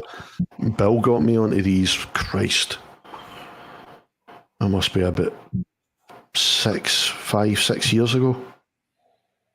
He sent me a set. Same with me, yeah. When I'm tracking guitars and bass. Yep. They are really good because if you go, they are actually, just now you mention it, they are really good for recording bass, these ones. Yeah. Because if you go too heavy on the low end, they'll just distort. Yeah. So you know that speakers are never going to be able to handle it. Yeah. You know, because these are designed for like decent.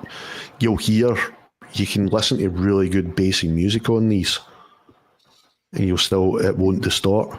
But the moment you go above a certain level, they'll just start farting. So you know you've gone too far.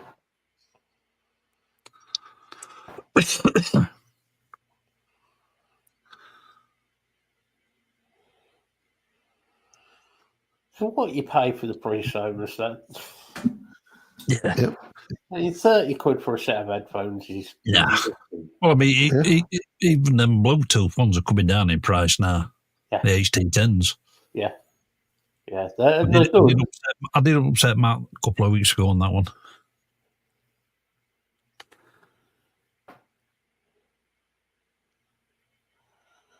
But yeah, no worries. Them that G's got and them Presonus ones. Yeah. I mean, if you want something, if it's down to about £80 now. Yeah. I mean, obviously, if it was for listening to finished music, then you can start looking at other things. But if it's for mixing, I would go for something that's just pretty fucking flat. Yeah. Oh, if you want something for mixing, Sennheiser HD 661 version 2. They're about I mean, put it this way, you wouldn't want to be mixing on a set of Beats. That's just silly. No. Oh, God, I hate Beats headphones. See, the first run of Beats, they were actually really good for music, for listening to music.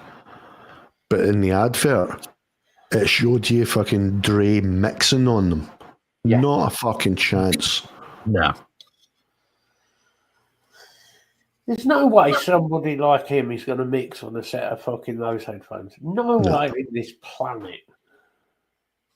They were designed for listening to finished, produced music. They're 40, are they, at the minute? That's not bad, actually. Yeah. But see, to be honest, that's right, Bill. I remember you saying, yeah. But it's funny because it was funny you telling me about them, because the guy that mixed and mastered my album, Josh, he's been doing it for years now, and he's been looking at fucking getting what are those ones that Collar uses, Christian? Audio Technica? No. No. It's German sounding. Not Bayam. No. No. Oh, not Bay Dynamic. They look like they're wooden panelled. Rados? No. Anyway, whatever they are. Vocals? No, not the AKGs, because that's how I ended up with these, Bill, because that's what I was originally wanting, was AKG 260s.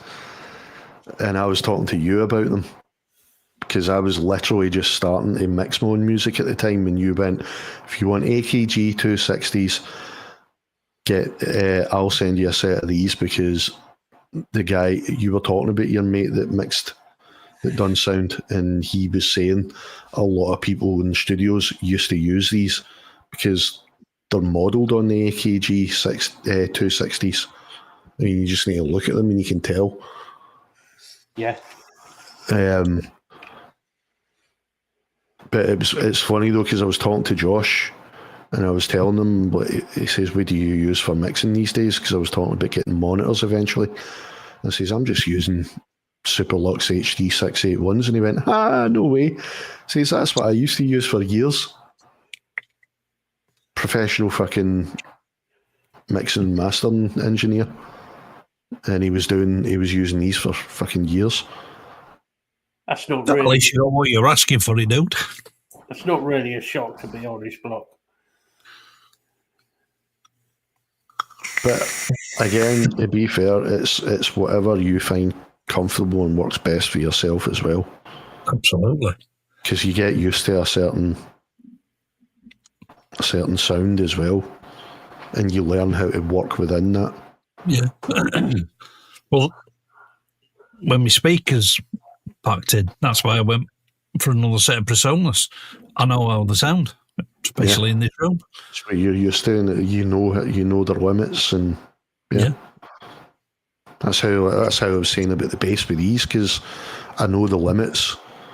I can listen to something that is really, really bass heavy on these, and I know, okay, that is, if I listen to that in a set of speakers, it's rumbling. I'm feeling it in my body if it's coming through speakers, but on these, I still get that sense, but I know that's, if I was to mix above that, it's going to start farting. Yeah. Same with kick drums. I'm going to have to look these fucking speakers up, headphones, I mean, that Christian's using. Odyssey, before I even look. Odyssey. Literally, as I opened the search bar there, it just fucking came to me. Fucking hate my head, man.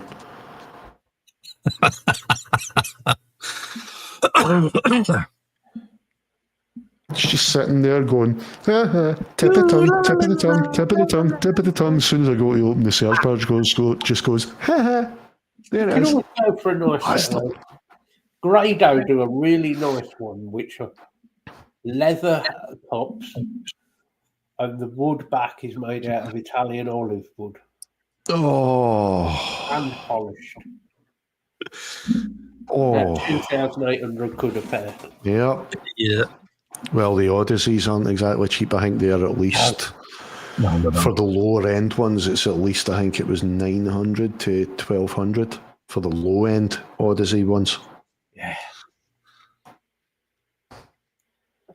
The ones Christian uses, I think, are worth about $2,000. Jeez. If you could afford them, why not? That's it. And to be fair, he said that he was listening to mixes that he'd done, mixes that he used to listen to on the set that he used to use for mixing and mastering, and he was actually hearing discrepancies that he never even noticed, even through good studio monitors. He put the headphones on and he's like, oh, he was hearing certain frequencies that he didn't like. Not necessarily a bad thing, because if you couldn't hear it through speakers, and yeah. Well, that's it, Marty. It's like doing the car test on a mix as well. Yep. You can only mix it as well as you can mix it. What people will play it on varies so much; it's unbelievable. Yeah. Yeah. For God's sake, they could be listening to it on a mobile phone speaker. That's what annoys me, is most people do these days. It sounds tinny. I wonder No what shit, Sherlock.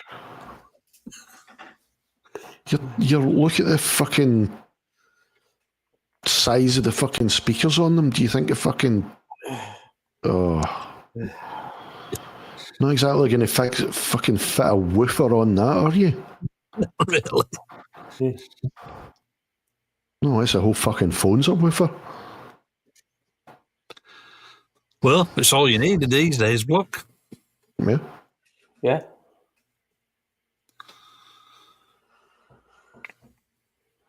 As long as you've got about 16 gig of memory. Sorted. That's all I've got in this. You start going a bit lower than that and you're going to run into latency and shit, and Yeah.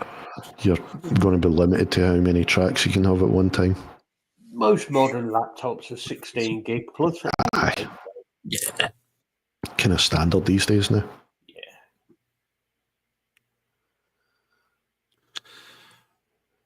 Right. Well, nearly 3 hours, 40 minutes. I think we'll call it to that. Jesus. We actually talked about predominantly music today. What the fuck? I know, and that's with that ball bag coming in. Yeah.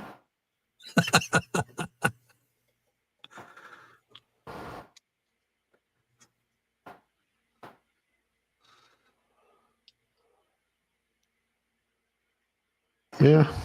Yeah. No wrong with that. Yep. That's one of the videos I'll probably do a few videos using it on a pedal board, going through the Alreyt and power amp.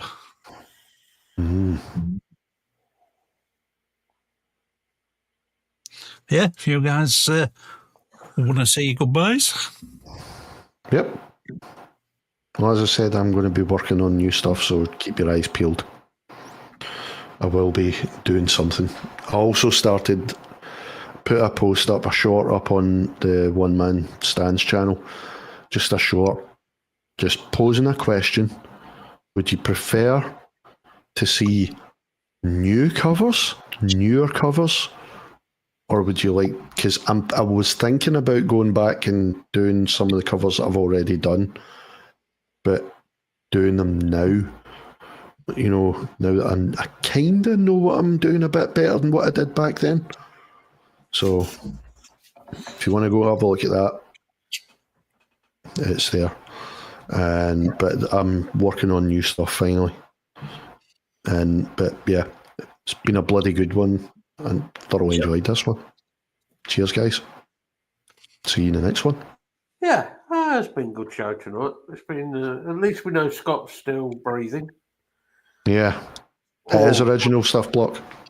Or unfortunately, he's still breathing. I'm not sure which of those, but yeah. He's one of the mythical zombies.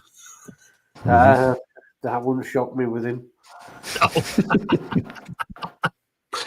Yeah, show on Sunday. No, I haven't got a clue what it's about because I don't even think about what the show's going to be about until Sunday. Well, Sunday morning usually.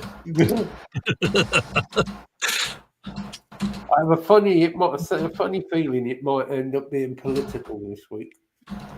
Oh, another anti one. Cool. Yeah, it might end up being political.